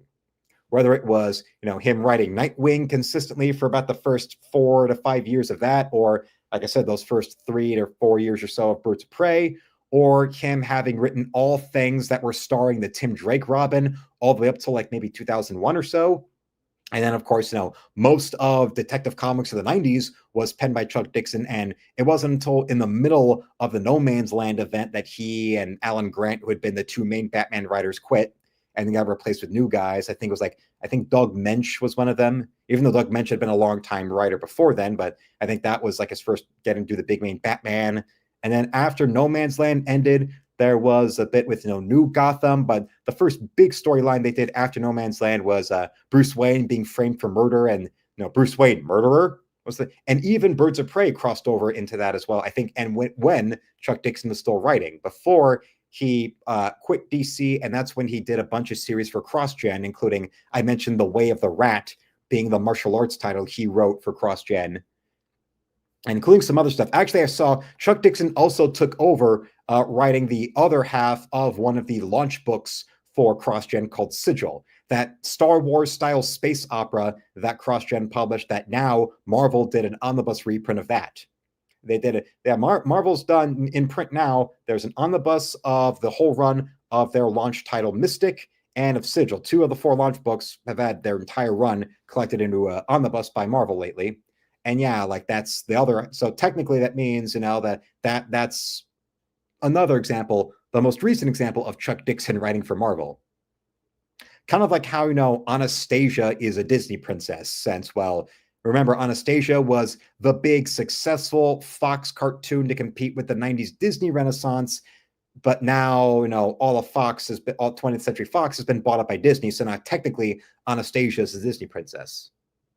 I think I told you about the story of that one vintage store I found that has a whole private back adult room where they keep their Playboys and their porn tapes and all that. In the open area where there's stuff for everyone to get. They even have like vintage toys, including, and in the package, when Anastasia came out, I think it was Taco Bell had a tie-in with Anastasia, and you could get a plush toy of Anastasia's little dog Puka. I remember getting one from the movie came out, and there was memory lane. There it was at that store. They had a plush toy of Puka in the original package from, I believe it was Taco Bell, that had a tie-in with Anastasia. So I remember that all the major, like Disney had that with fast food tie-ins with, I think at the time, Burger King, because I remember, there was Burger King tie-ins in 95 with Toy Story and with Pocahontas, because I remember the commercials and even having some of the stuff, because I remember vividly, I had the John Smith helmet, the toy helmet of John Smith that has in Pocahontas. I remember that. And let's see, where's that? If I show you up. Oh yeah, there's that. Just a bit of the Birds of Prey I got right there, but here's the most recent issue with she's I'm pretty sure my dad would like this cover because, well, the cover has Rottweilers, which he loved. Besides the Rottweilers, also a blonde with a great ass. She's got a great ass.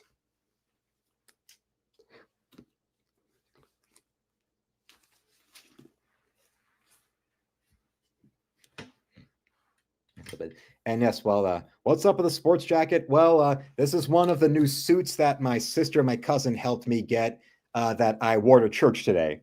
Yeah. Yeah, that my around the end of last month, my cousin Lena and my sister both helped me pick out and get a couple of new suits. This is just one of them. The other one I wore going out to all those shops for Free Comic Book Day. Yeah, this the first of the two was for Free Comic Book Day, and this one was for church. It might be a thing where you have the rotation of two for the church there, or maybe a third one. I'll get one of those giant oversized ones like David Byrne wore in his Stop Making Sense concert movie, if you ever saw that one. And well, look at the time of night there now. I'll say this is a great time for the last call.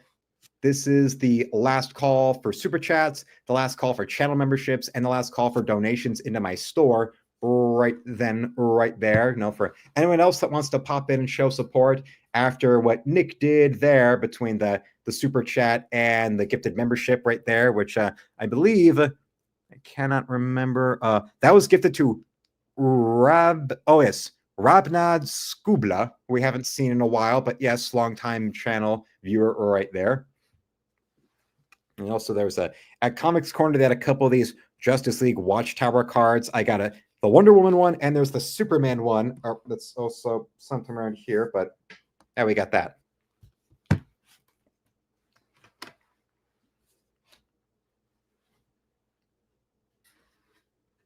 A little bit of a little fun. Yeah, just a little more fun. And now, well, let's go and this is one of those. Remember, when it comes to the shithead trolls, if anybody starts coming into the street to the comment sections for either the EVS video or the Asan video, it's a matter of let them shit talk, because they don't understand that shit talking comments like that actually, creates engagement, and that engagement signal boosts the video. So they're doing me a favor by leaving me hate comments or downvoting or whatever. Yes. And yeah, Vanessa, Forever was not saying that my sister has a nice ass. He was talking about Black Canary. Even 90s Black Canary with that mediocre costume change. Just a little clarification right there. And of course, I'm able to go blow for blow, insult for insult to these people, including some where I'm able to, clap back at them so goddamn hard that you notice they disappear from the comments. Like so many Vosh simps who try to go and say that what I was saying about him wanting to legalize child porn and that, sexual relationships between adults and children are perfectly happy. And then I said, well, okay, you're trying to refute me by saying I took it out of context. So then what is the proper context? Most of the time, they've got nothing to say. They fade away, like they don't fade away. They turn into dust, and then the wind brushes them away. Not even like in Avengers: Infinity War, like what happens in Joe Dirt when he shoots the Roman candle at the atom bomb that goes off, and then his Indian buddy's just sitting there cooked, and the wind comes in and sweeps away his Indian friend like dust. And there's just his smiling teeth floating in midair like that. Yes. They pulled a kick and wing. If you remember, yes, his Indian friend's name in Joe Dirt, kick and wing. No, man, no, you can't have no in your heart. No is not an option. You're going to go there. You're going to have successful fireworks stands. Then you're kick and wing, man. Then you're going to be kick and wing animal doctor. Then you're going to change your name to kick and ass. I would. I will admit I haven't met that many American Indian people over the years, but I mean, why wouldn't they change their name to that if they could? Trust me, there would be a lot who would have to hear what I have to say about things like that whole controversy with the little boy in the Kansas City Chiefs face paint that that dipshit black male Karen tried to cancel the life of an 8-year-old boy over, and then it turns out he was the grandson of a tribesman, or the details about the Washington Redskins logo, the original logo and name was inspired by an actual Blackfoot tribesman, Walter Wetzel, who personally contacted the team and then convinced them and talked them into using his likeness for a logo and is responsible for the name.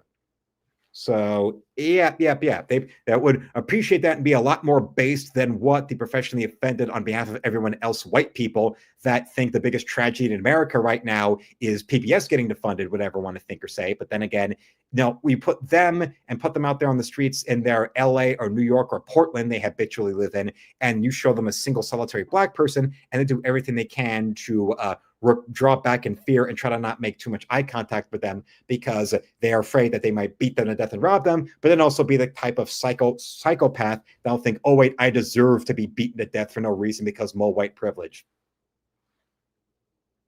Same thing I say to the dipshits at ESPN who would get incredibly mad anytime Tom Brady would win a Super Bowl, not because of any real reason, but because they're just actual racists that can't stand the good-looking white guy who earned his status by being dedicated to his craft and perfecting his skills and developing his skills even better and better, as opposed to the brain dead, dumb buck quarterbacks that college and pro football always perpetuate. And then the second you put them against a challenging team and you put them in a team where everybody is not going to worship their ego, they fucking crumble.